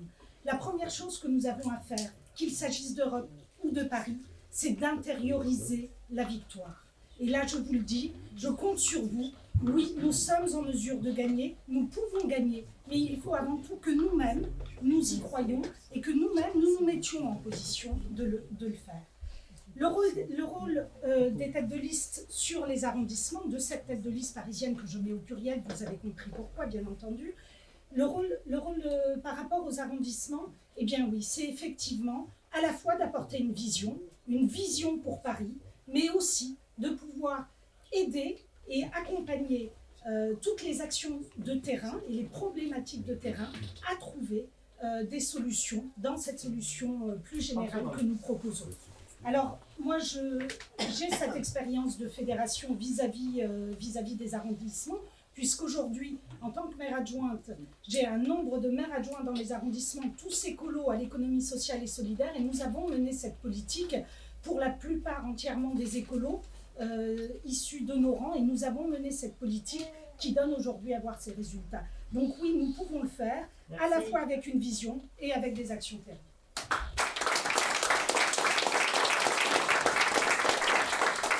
Le 26 mai, on va tous se déplacer au bureau de vote parce qu'on sait à quel point nous, écologistes, que la question européenne elle est centrale dans les politiques de demain. Je pense que lors de la campagne des municipales, il faudra le rappeler. Même si on espère, et je sais qu'on va faire une belle victoire, je pense qu'il est essentiel de rappeler l'impact qu'on a au quotidien de la question européenne. Moi, je pense que la complexité du paysage politique fait qu'effectivement, on va avoir quelques surprises sur le résultat des européennes. Mais je suis convaincu que les écologistes, et on n'a qu'à voir ce que font les autres candidats, et que l'écologie politique est au cœur, c'est le sujet central aujourd'hui dans la tête d'un peu tout le monde. Donc je pense qu'on doit s'appuyer sur ces victoires-là. On ne doit pas rougir de ce qu'on est. Je pense que l'écologie politique, c'est un tout.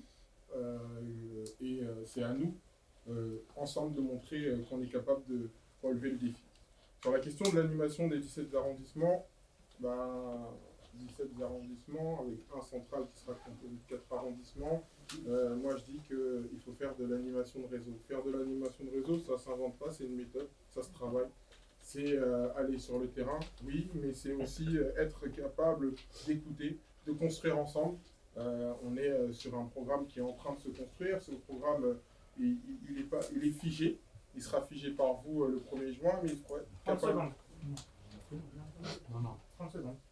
Il faudra qu'on soit capable aussi de l'animer dans nos quartiers et dans tous les quartiers, pas dans les quartiers où on n'est que fort. Il faudra qu'on soit capable d'aller dans le 16e, il faudra qu'on soit capable d'aller sur la périphérie de Paris où on est beaucoup moins audible et c'est là qu'on sera plus fort.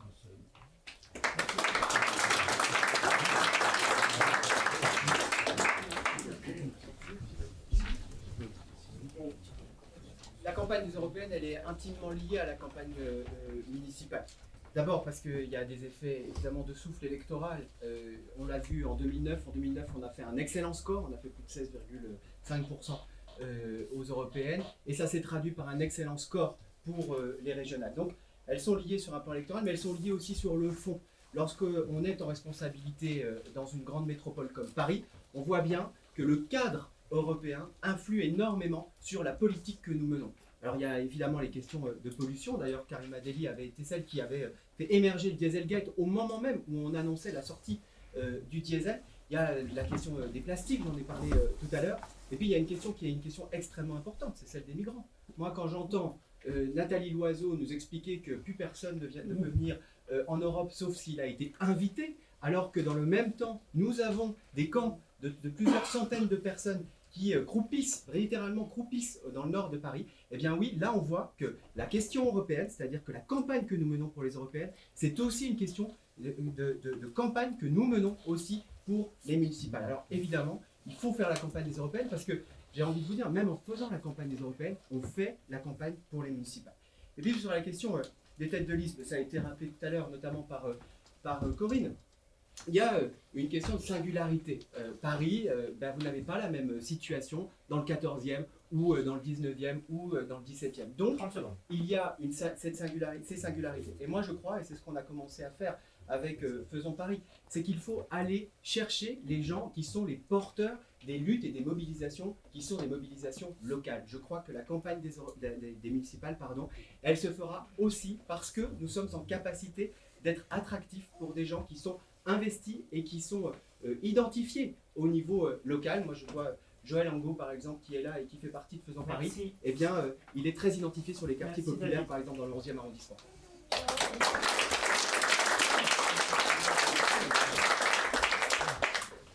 Je suppose quand même que tout le monde à la salle va voter pour Europe Écologie des Européennes, donc la question c'est pas le lien entre les deux. Donc je pense que peut-être un peu un dissonance à ce qui est redit, il ne faut pas se tromper d'élection. L'élection européenne n'est pas l'élection municipale. L'élection européenne c'est une élection à un seul tour, l'élection municipale c'est une élection à 2 tours.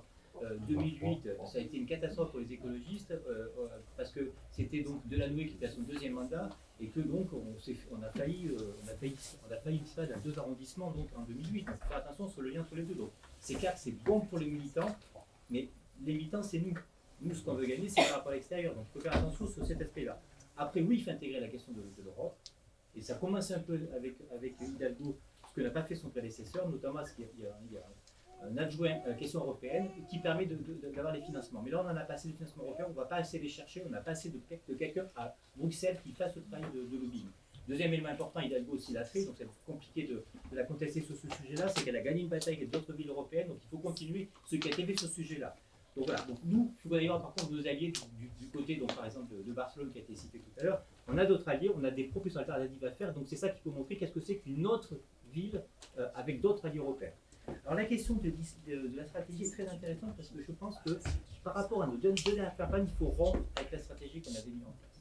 On avait une stratégie mise en place qui est un peu une stratégie homogène pour tous les arrondissements. Il faut arrêter. Je pense que là, on est en capacité de gagner le poste de conseiller de Paris dans l'arrondissement de droite. Parce que tout justement, Hidalgo, elle est en difficulté dans l'électorat de droite et que nous, on est plutôt bien vus. Alors il faut changer de campagne, ça ferait une campagne adaptée sur le territoire. Par exemple, on a fait quelque chose qui n'est pas trop connu des militants. On s'est opposé contre le Grand Palais éphémère sur le Champ de Mars avec les amis du Champ de Mars qui sont plutôt à droite. Et là-dessus, on peut y gagner des électeurs parce qu'ils savent que nous, on est sincères par rapport à ça. Et l'autre élément aussi qui considère même l'électorat de droite, c'est la question du prix du mètre carré. Parce que 10 000 € le mètre carré, il faut vraiment être dans les classes moyennes très très très supérieures. Et une bonne partie des Parisiens, y compris des gens de droite, ne sont pas à ce niveau de salaire.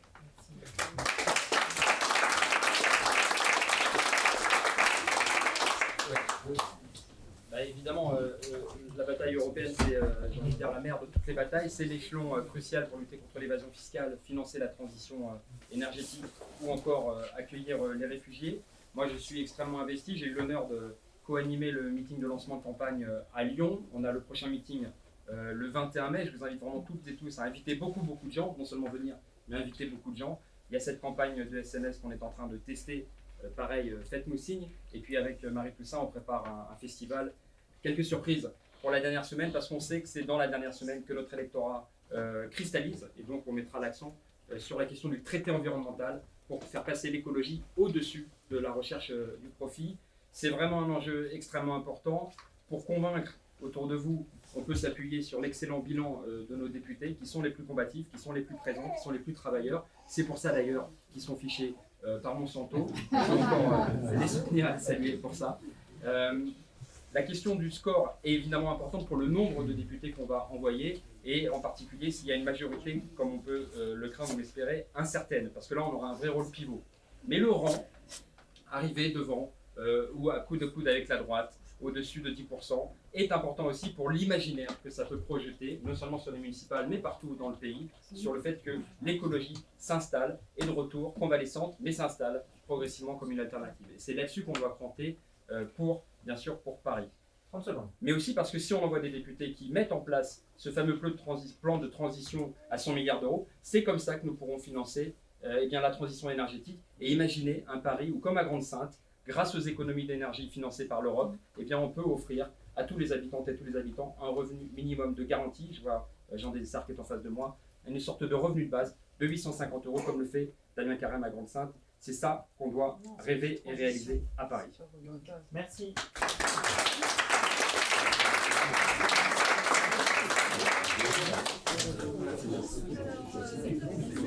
On va passer à la prochaine série de questions. Je fais juste un petit rappel sur les européennes pour vous donner des bonnes nouvelles, et les co-secrétaires de groupes locaux parmi vous doivent le savoir. On reçoit énormément de demandes de procuration par le site des européennes et aussi par nos adresses parisiennes, tout ça. Pardonnez-moi d'avance les co-secrétaires, je vais continuer à vous bombarder tous les jours avec des demandes et on se débrouillera pour les fournir, mais ça sent vraiment beaucoup. Donc je vais vous lire la dernière série de questions. Alors, première question, comment changer la ville et la vie des Parisiennes et des Parisiens lorsque les finances publiques sont à sec? Quelles seraient vos 3 priorités une fois élu au Conseil de Paris? Question d'Hélène. Et une question de Léa pour finir. Une fois désigné, comment souhaitez-vous rassembler? Et on commence avec vous. Je vais appeler Antoinette, David, Jérôme, Léa, et on finit avec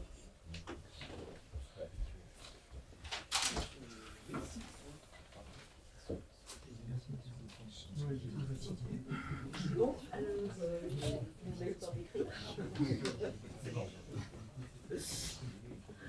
bon alors, première question, comment changer la vie avec zéro finance publique? Alors là, c'est un peu complexe parce que, en tout cas, moi, bien qu'élu dans le 4e, je sais comment changer la vie avec zéro finance publique, la vie des habitants du 4e, puisqu'on a réussi à transformer l'arrondissement, le 4e arrondissement, en un arrondissement cyclable à égalité avec celui du 2e arrondissement. Et ça, c'est avec zéro finance publique, à coup de vœux, à coup de mobilisation, etc. Et c'est comme ça qu'on y est arrivé. La même chose pour avoir des jardins et créer des jardins, donc un grand jardin, enfin grand, entre guillemets, à l'échelle du 4e arrondissement, un grand jardin public qui était une friche entre la rue des Rosiers et la rue des Francs-Bourgeois, et aujourd'hui qui est un magnifique jardin public. Et là aussi, c'est juste à coup de mobilisation et de vœux que nous avons réussi à transformer la ville. Donc ça, bien sûr, sont des petites choses, vous me direz, avec les finances publiques, on peut voir beaucoup plus grand et on peut faire des choses beaucoup plus importantes. Et donc, c'est pour ça qu'il faut qu'on soit très nombreux élus à Paris pour pouvoir changer, parce qu'il n'y a pas zéro finance publique. On parle beaucoup de la dette, mais comme l'avait rappelé dès le départ Jérôme, bien Paris, c'est quand même 20% des richesses nationales. Donc, il y a beaucoup d'argent et le problème n'est pas un problème d'argent, et c'est juste un problème de choix et d'affectation budgétaire. Voilà, donc je pense qu'on peut tout faire. Alors, 3 priorités au Conseil de Paris.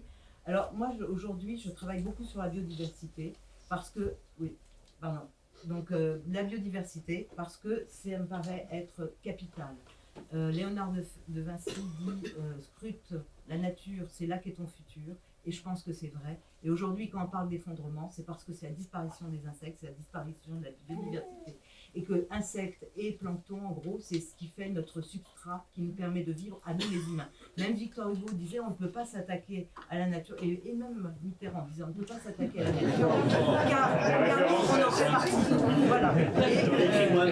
Voilà. Et je fédérerai sur ces beaux sujets de la biodiversité, parce que la diversité, je pense que c'est un sujet fédérateur.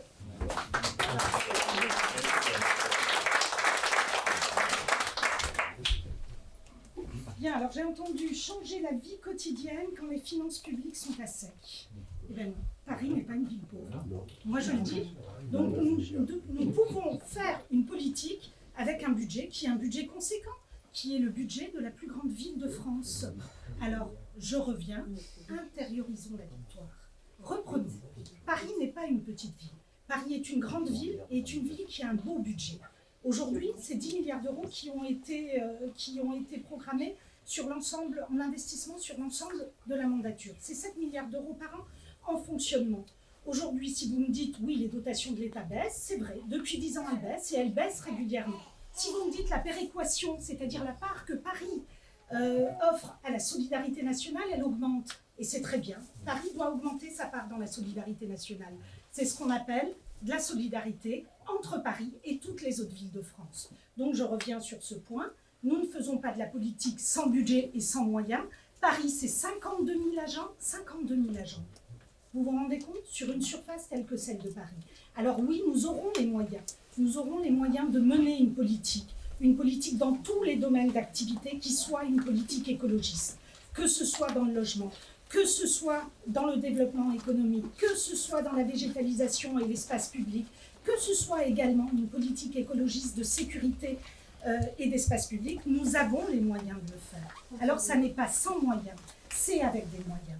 Notre priorité, et la priorité que nous devrons imprimer, c'est de mettre l'écologie comme étant la référence de toutes les décisions qui seront prises, comme étant le curseur que nous positionnerons très haut pour toutes les décisions qui seront prises dans ce conseil de Paris, que nous aurons le plaisir de diriger, car il faut se mettre en position de victoire. Et enfin, une troisième priorité, c'est la participation. C'est au cœur de notre ADN, depuis toujours, la participation des citoyens. Il faut donc que ce soit aussi le cœur de notre manière de faire la politique.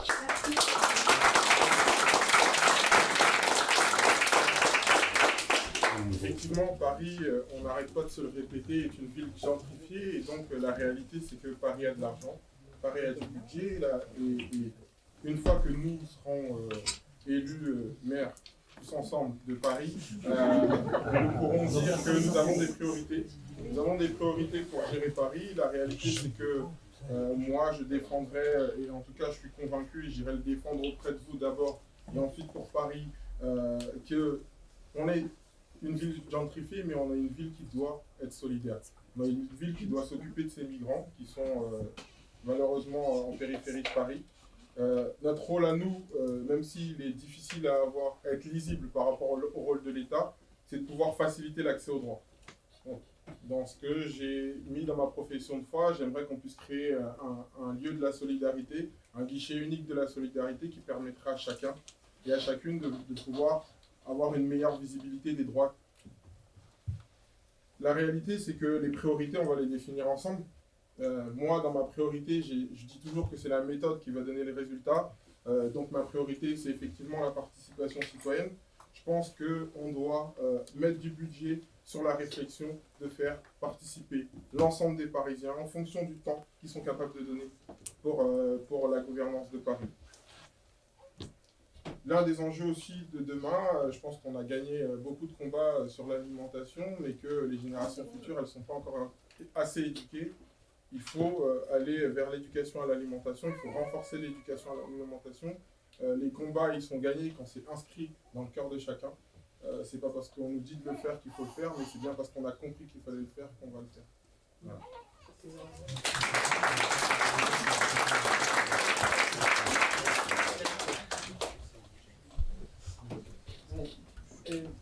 Oui, Paris en fait n'est pas une ville pauvre.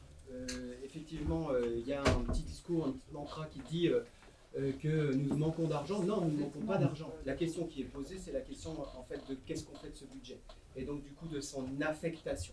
Et deux choses en plus pour changer un peu le paradigme. Par exemple, on a un budget qui est important consacré à la question des fluides et notamment à la question énergétique. Et bien, cette question énergétique, elle peut diminuer si on fait la transition énergétique des bâtiments de la ville de Paris.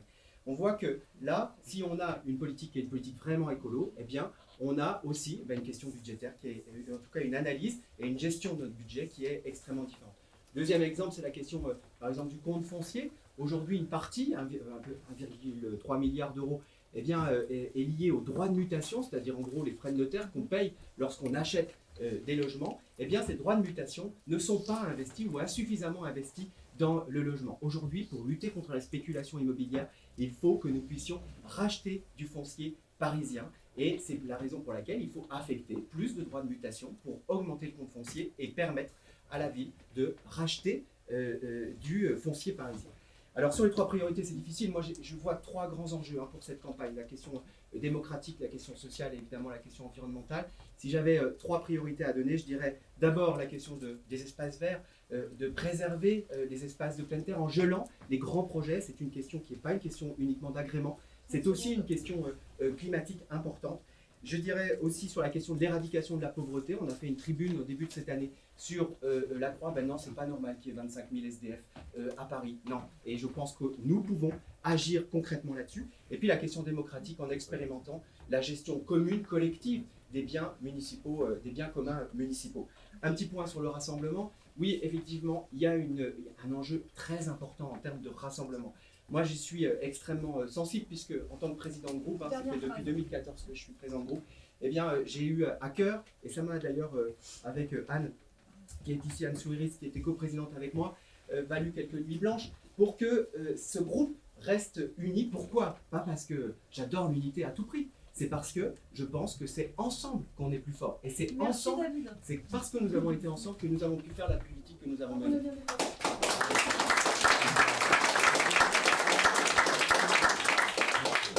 Alors, je vais commencer par les priorités. Lutter contre la gentrification. Il faut que l'Office foncier solidaire donc, rachète tous les terrains qui sont vendus par les villes à un tour de 2500 € mètre carré, parce qu'après, ça nous permet d'éviter de dépasser le 5000 € de mètre carré à la vente, alors qu'aujourd'hui, le prix du mètre carré dans le privé est à 10 000 €. Quand on commencera à attaquer la spéculation, on pourra faire une vraie politique de logement sur l'ensemble du logement. Deuxième élément, par rapport à la question, donc, je suis assez d'accord sur David, sur il faut arrêter de bétonner à Paris. Si vraiment on veut lutter contre le réchauffement climatique, il faut arrêter de mettre du béton partout. Donc la première chose, c'est on gèle tous les espaces non bâtis. On les gèle pas, on les préserve et on en fait des espaces naturels. Troisième priorité, c'est la question énergétique, c'est la question de la résilience. Il faut qu'on crée à Paris donc une régie énergie de Paris. Pour moi, c'est la priorité des priorités. La question des finances. Alors Paris est une ville riche, mais Paris est une ville égoïste. Paris n'a pas voulu s'associer avec les autres côtés territoriales quand on a voulu baisser la dotation globale de fonctionnement. Donc il faut que Paris arrête de se considérer comme une ville riche et égoïste et qu'elle travaille à l'ensemble des villes parce qu'aujourd'hui, il faut aider les côtés territoriales. Il faut avoir une autre vision des finances publiques. Après, on aura une question sur comment les 10 milliards donc, ont été financés par la dette, comment on va financer les 7 autres milliards. Mais ça, c'est notre sujet qu'on verra après ça. Je vais m'attarder sur la question du rassemblement parce que c'est la question la plus importante. Est-ce que réellement on veut se donner les moyens de gagner ou pas cette ville? Moi je prends les deux grandes références, c'est Barcelone, c'est Grenoble. Il faut élargir notre base. Donc on va le 1er juin désigner notre chef de file, on va avoir un socle démocratique, et à partir de ça, il faut qu'on fasse une offre publique d'échange, de discussion, avec d'abord discuter avec les grandes associations parisiennes, discuter aussi avec tous les syndicats de Paris. Et après, il faut discuter aussi avec l'ensemble des forces politiques que l'on pense proches de nous. Donc, je l'ai dit tout à l'heure, donc il fallait de génération, en passant par France Insoumise, en passant par Place Publique, en passant par tout le monde, parce que sinon, on n'aura pas la capacité de gagner. On fera un très très bon score, un score à 12-13%, mais ça ne nous permettra pas de gérer la ville. C'est ça qu'on veut. Merci.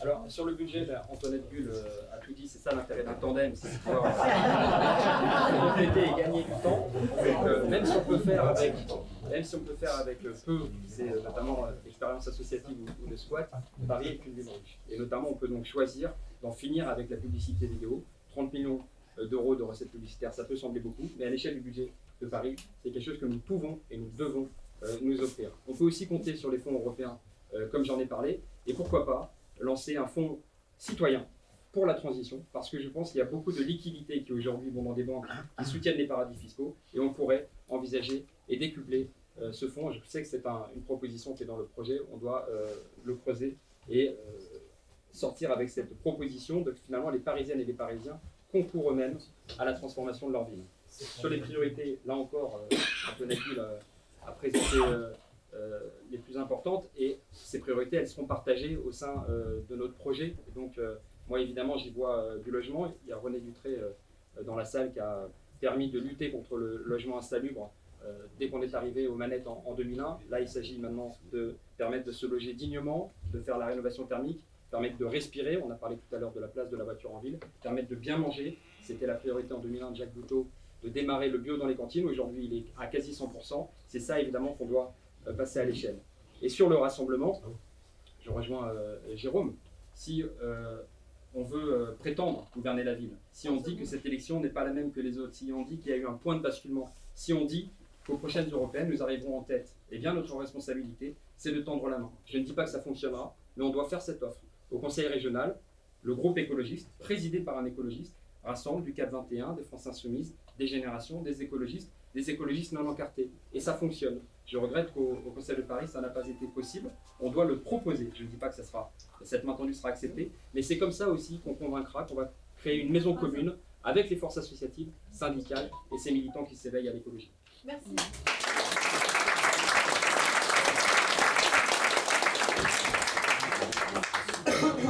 Moi, je pense qu'il y a quand même quelque chose qui ne traite pas au fond, qui est quand même la question de l'effondrement.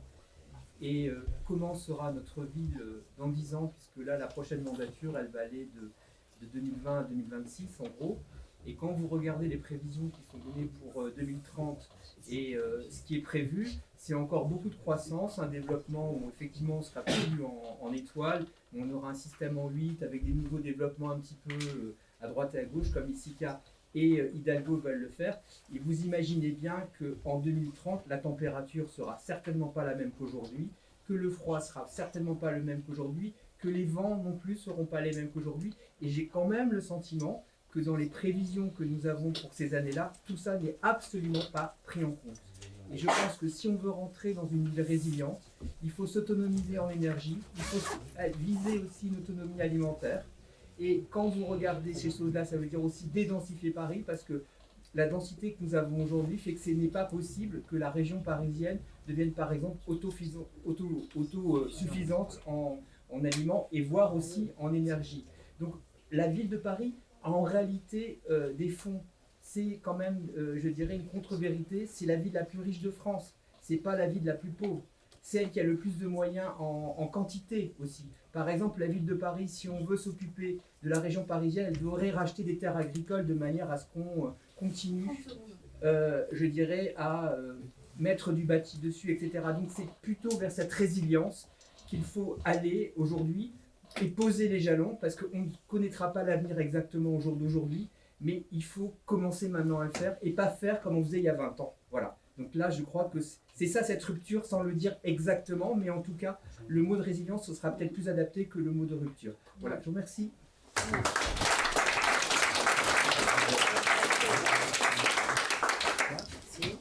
Dernière ligne droite pour nos valeureuses et valeureux.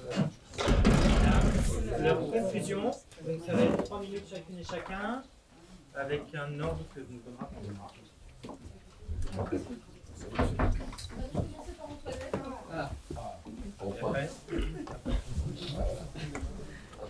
Alors, Antoinette, Boniface, David, Jérôme, Julien, Philippe et Corinne. Chacun et chacune disposera donc de 3 minutes.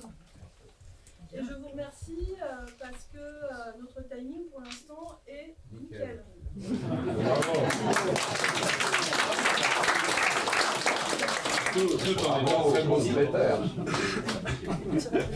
Bien, je vais commencer peut-être par me réjouir de la qualité du débat et par vous dire que vous voyez, cette unité, elle existe également, puisque nous sommes en capacité de présenter successivement l'ensemble, j'allais dire, des sujets que nous portons et qui nous tiennent à cœur, sans qu'il n'y ait une forte dissonance. Et c'est normal, c'est ça aussi l'unité d'Europe Écologie Les Verts. Alors, aujourd'hui, nous portons toutes et tous l'écologie. Moi, je voudrais terminer par vous dire qu'en fait, nous avons eu beaucoup de débats sur quel type d'écologie nous portons. Alors moi, je vais vous dire que l'écologie que je porte, que mon écologie, ça n'est pas l'écologie de marché.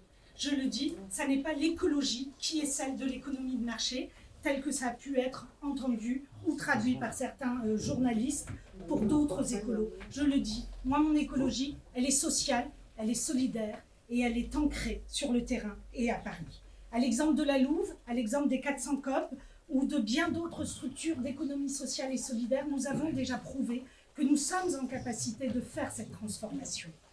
L'écologie que j'aimerais que l'on porte, c'est aussi une écologie qui ne met pas de côté la moitié de la population. Donc une écologie qui s'intéresse à la parité réelle et qui en fait un objectif, non seulement un objectif politique en cours de campagne et de désignation, mais aussi un objectif réel et tangible dans toutes les politiques que nous mettrons en place, que ce soit sur l'espace public, que ce soit sur la végétalisation, que ce soit sur l'école et l'éducation. Ayons cela en ligne de mire. C'est de dire que non, mon écologie, ça n'est pas une option facultative à une politique de croissance, fût-elle verte. Et ça, c'est important de le dire, car c'est ce qui nous différencie de tous les autres sur l'échiquier politique.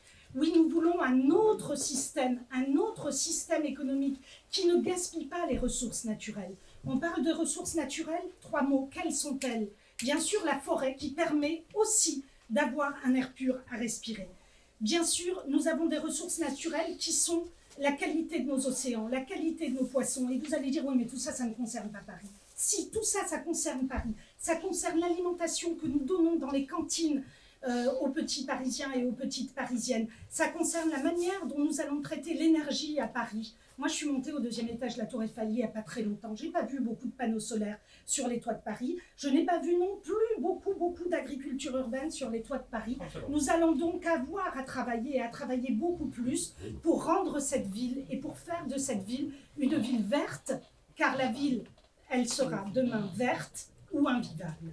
Et je terminerai par dire que l'écologie que nous portons n'est pas une écologie solitaire que nous allons porter dans un bureau feutré. Ça n'est pas ça, c'est une écologie que nous allons porter avec tous les militants d'abord, que ce soit dans chaque arrondissement. Bien sûr, moi je pourrais vous dire dans le 20e, dans l'Est parisien, mais dans tout Paris, avec les militants et avant tout avec les citoyens, quels qu'ils soient.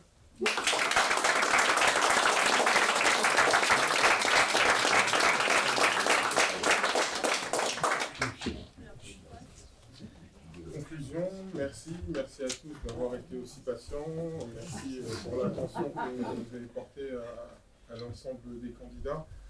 La réalité, c'est qu'on se rend bien compte que le contexte parisien, il est tellement complexe que c'est pas individuellement, malgré nos expertises, chacun, qu'on va pouvoir répondre à la question et à la problématique.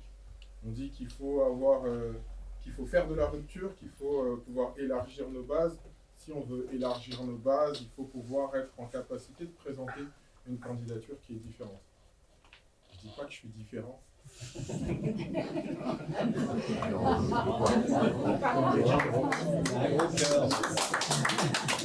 Je suis différent, mais un peu quand même. Et j'ai envie de porter une écologie qui me ressemble. J'ai envie de porter une écologie qui m'a porté, une écologie qui a fait de moi ce que je suis aujourd'hui, une écologie qui est en capacité de gérer. Oui, je suis en capacité de gérer aujourd'hui. Je gère plusieurs PME qui font à la totalité à peu près 2 millions d'euros. J'ai plus de 90 salariés et tout ça, je les gère en bonne intelligence dans un collectif. On me dit souvent que je ne suis pas beaucoup présent dans mes différentes entreprises. La réalité, c'est que j'ai su, grâce à l'écologie politique, déconcentrer le pouvoir. Aujourd'hui, ils n'ont pas besoin de moi pour décider. Il y a des entreprises où je n'ai pas la carte bleue, je n'ai pas le chéquier, j'en ai pas besoin. Et ça fonctionne très bien. Donc, partir du constat que tout le monde peut décider, partir de ce point de vue-là, que la gouvernance partagée, ça fonctionne, ça peut fonctionner, co-créer avec les citoyens, faire ensemble, il ne faut pas que ça soit que des mots. Je pense que la réalité sur le terrain, c'est que les gens, ils en ont marre qu'on les prenne pour des enfants. Ils sont responsables chez eux, ils savent payer le loyer, mais arriver dehors face aux politiques, on a l'impression qu'ils ne sont pas capables de décider. Moi, ce que j'ai envie de mettre en avant, c'est l'expertise d'usage de chacun. Que chacun est capable de prendre une décision et que demain, si on doit être à la tête de Paris, qu'on puisse le faire ensemble, que je puisse porter cette voix-là, cette voix différente, qui est capable de parler à tout le monde. Bravo.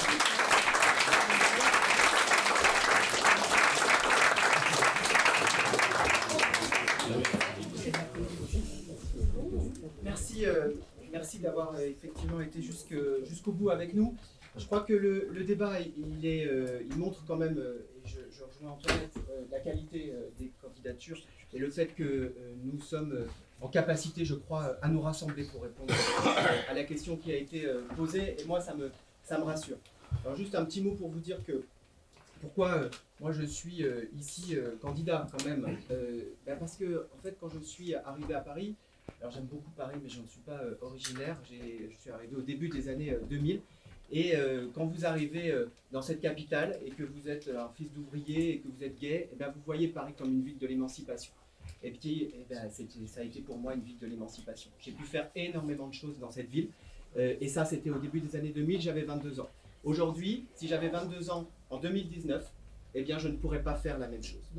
Je ne pourrais pas faire la même chose parce que les prix des loyers sont extrêmement élevés, parce que c'est une ville qui exclut plus qu'elle n'inclut. Et je crois qu'il faut retrouver ce rêve parisien de l'émancipation d'une ville qui est une ville verte, qui est une ville solidaire, qui est une ville de l'égalité. Et je crois que notre projet, qui est un projet profondément radical, même si on a peut-être quelques nuances, mais je crois qu'on est quand même d'accord sur le fond de ce projet, eh bien c'est ce projet-là qui peut nous permettre de retrouver le goût du rêve parisien.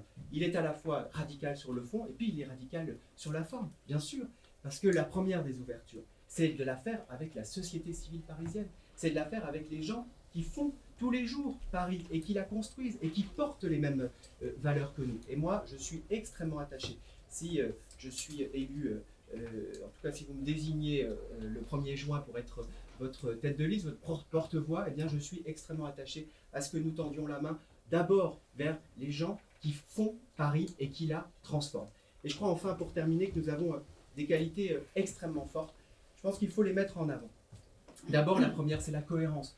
Nous sommes les tributaires d'une histoire. L'écologie, Paris et les écologistes ont une histoire commune. Et cette histoire commune, elle date d'abord des années 80, mais elle date particulièrement depuis 2001. Depuis 2001, nous avons défendu au sein d'une majorité des valeurs sans jamais faillir. Et nous le faisons encore, et nous l'avons fait en 2014, avec des victoires, avec parfois quelques défaites, mais je crois qu'il faut que nous nous appuyions là-dessus. Cette cohérence, elle nous est reconnue à Paris. Et la deuxième chose, c'est la capacité à faire. Si je fais de la politique, c'est pas simplement pour rêver. Si je fais de la politique, c'est pour faire. Parce que c'est ça qui m'intéresse. Ce qui m'intéresse, c'est que les gens, les jeunes de 22 ans qui arrivent à Paris, eh bien aujourd'hui, ils aient les mêmes chances que moi. Et c'est la raison pour laquelle, moi, je revendique le fait que nous ayons été dans les institutions et que nous sommes aujourd'hui en capacité de gérer. Et je crois que c'est ce qu'il faut qu'on dise pendant cette campagne, qu'à la fois nous rêvons, mais que nous sommes en capacité de transformer ce rêve en réalité.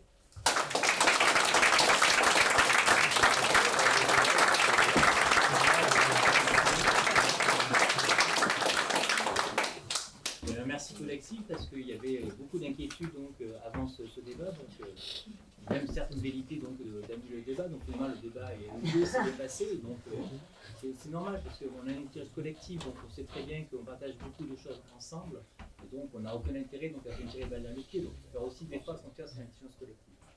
Alors, ben oui. Alors la frustration du débat. C'est vrai que c'est très court, 2 minutes, on n'a pas le temps de les développer, donc au moins l'avantage de cette candidature, pour moi, ça m'a obligé à créer un site internet personnel. Donc je vous conseille d'aller dessus, vous pouvez trouver plein de thèses que j'ai écrits depuis pas mal de temps et qui permettront de développer certains points que j'ai dit. Alors, je suis issu de l'aile gauche et j'ai toujours participé donc à la réunion des familles des écologistes au sein de l'ELP. Au sein des Verts avant, au sein des je suis frustré aussi, moi, de l'état de notre situation. Ici, on a 14e arrondissement. On vient de perdre Célia Beauvais, puisque donc, de fait, maintenant, elle a confirmé qu'elle partait avec Anne Hidalgo. Je me dis, c'est compliqué de perdre tout le temps des gens. On a perdu Pascal Durand, on a perdu Pascal Tonfin. Si à un moment, on veut aspirer quand même à gagner ces élections, il faut vraiment rassembler. Et là, pour le moment, chaque fois, c'est plutôt les gens qui parlent. Alors, je suis conscient des rapports de force, je suis parti de loin par rapport à ça, donc j'espère bien sûr créer la surprise, mais je suis quand même conscient des rapports de force. Donc on a 2 grosses équipes constituées avec pas mal de gens qui ont déjà donné leur mandat, qui sont prêts à voter tout ça. Donc quand j'ai déclaré ma candidature, il y a plein de gens qui disent « Ah, Véchiron, tu devais nous dire ça plus tôt. On aurait voté pour toi tout de suite. » Mais on a déjà donné notre signature à quelqu'un. Mais si j'étais candidat, c'est parce que j'étais très inquiet par cette tension entre les 2 principaux, le tandem, Antoinette et David. Et Antoinette est bien sûr Julien. Et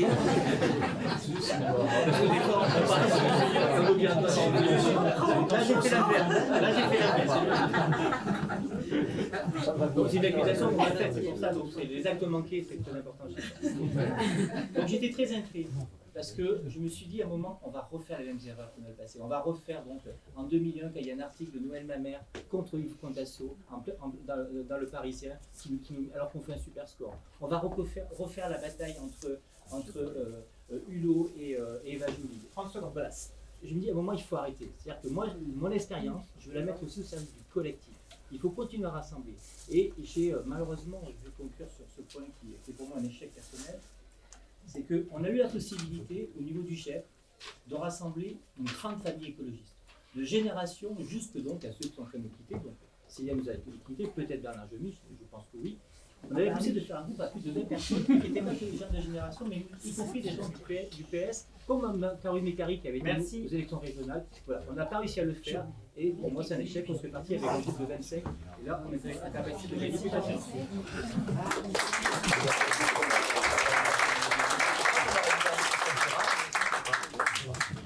Non, je dis comme ça, faut pas.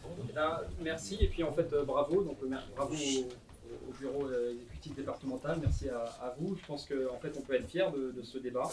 Et c'est précisément de ça dont il s'agit. Retrouver cette fierté écologiste. Pouvoir dire, on avait raison. Vous savez, c'est cette phrase de Paul Éluard, notre printemps est un printemps qui a raison. Eh bien, on avait raison, parce que maintenant, on doit dire, nous ne pouvons plus attendre 30 ans que les propositions pertinentes sur le périphérique ou sur les voies sur berge daignent être prises en compte par les socialistes. On ne peut plus attendre, le climat n'attend pas. La justice sociale n'attend pas. Donc nous ne devons plus être les supplétifs de quiconque.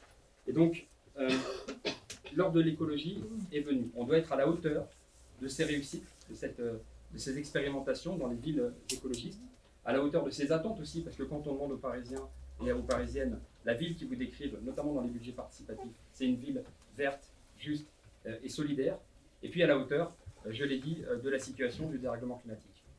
Pour ça, il nous faut donc, c'est ce qu'on a essayé de développer avec Antoinette Bulle, une vision, celle du droit à la ville pour toutes et tous, comme à Grenoble, une ville pour tous et tous. 3 axes, différents axes, qu'on va approfondir avec le projet, et une méthode, celle de la gagne, celle que nous a enseignée Éric Piolle quand il est venu début décembre pour nous soutenir. La gagne, l'envie et l'enthousiasme pour agréger sur ce projet écologiste toutes les forces qui s'éveillent aujourd'hui à l'écologie. C'est aussi ça le rôle d'une tête de liste en tandem, c'est de mettre une notoriété, une expertise et une capacité à faire campagne au service de tous les arrondissements. Donc c'est ça qu'on doit vraiment travailler. Ça passe par le rassemblement à l'issue de cette primaire, ça passe par le débordement, le dépassement d'Europe Écologie Les Verts, parce que c'est comme ça qu'on pourra gagner. Et puis maintenant, je vous invite à rêver une ville où il fait bon vivre, rêver une ville où on peut respirer, rêver et réaliser une ville où chacun peut être acteur de sa propre vie grâce à un revenu citoyen comme à Grande-Synthe. Ce pari, on doit le rêver et on doit le réaliser haut les cœurs. 5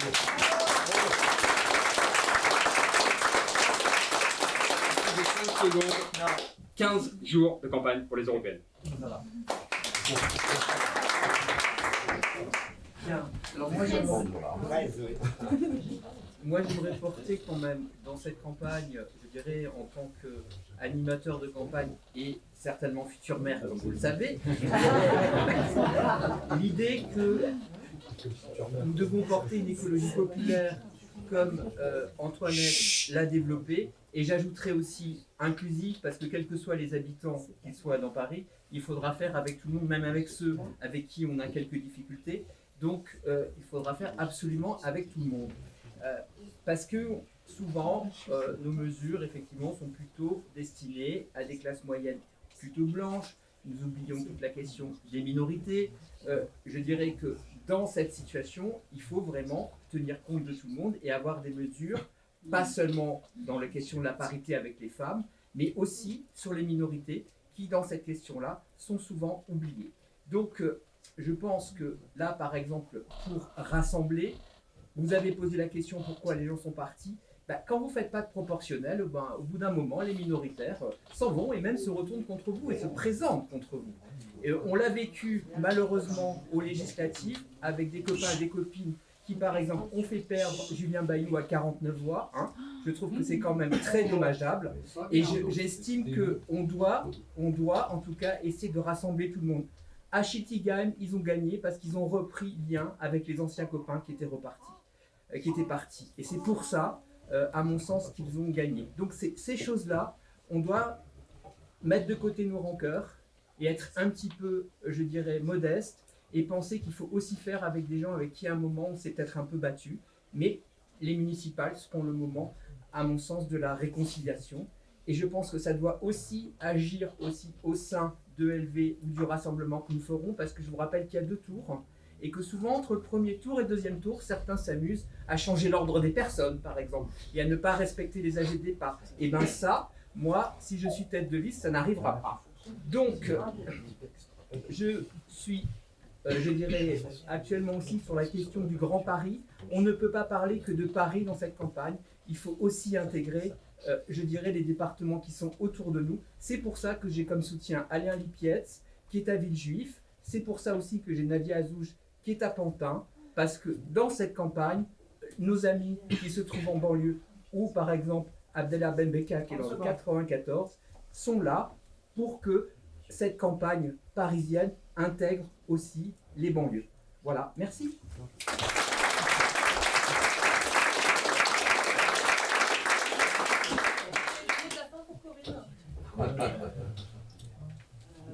Simple, le mot de la fin.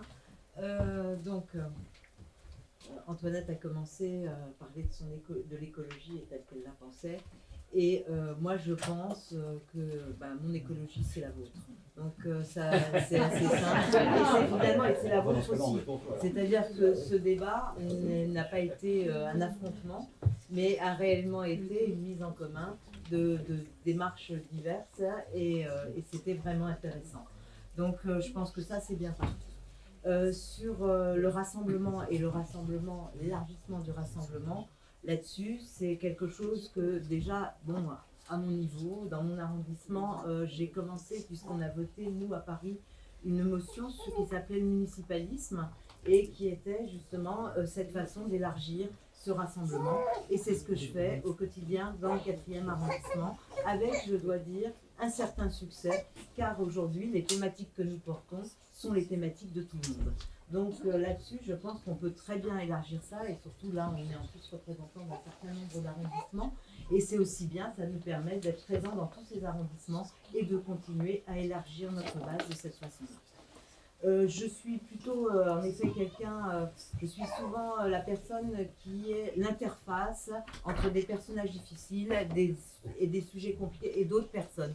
Voilà, je suis souvent cette personne qui arrive à traduire ce que disent les uns aux autres pour pouvoir essayer de faire qu'on continue à avancer ensemble. Et ça, c'est une de mes grandes qualités, non seulement ici chez les Verts, mais globalement, soit dans ma famille, soit avec mes amis, ou soit au boulot.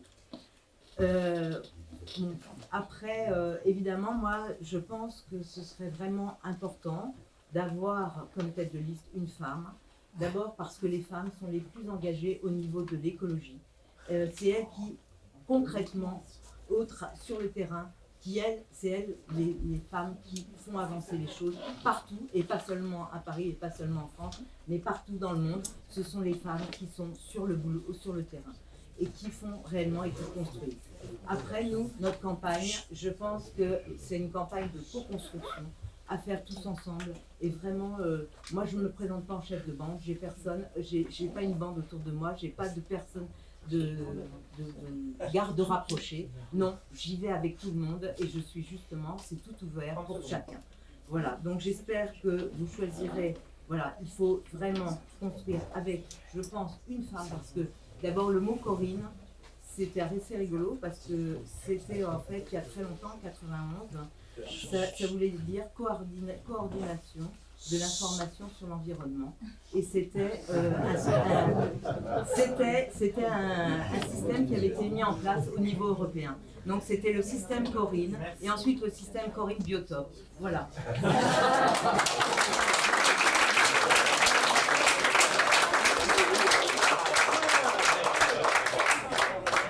Merci à toutes et tous d'être venus. Merci à nos 7 candidats et candidats.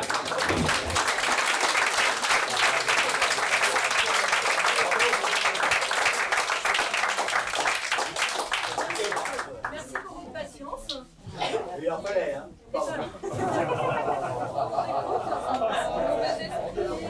Georges.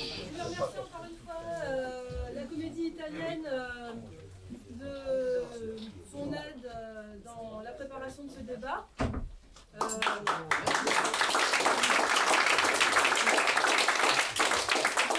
Vous pouvez, en quittant la salle, aller effectivement boire un coup au tournesol ou sur la place Stéphane Hessel, qui est non loin d'ici. Et découvrir le Maigre du 14e, venez rive gauche.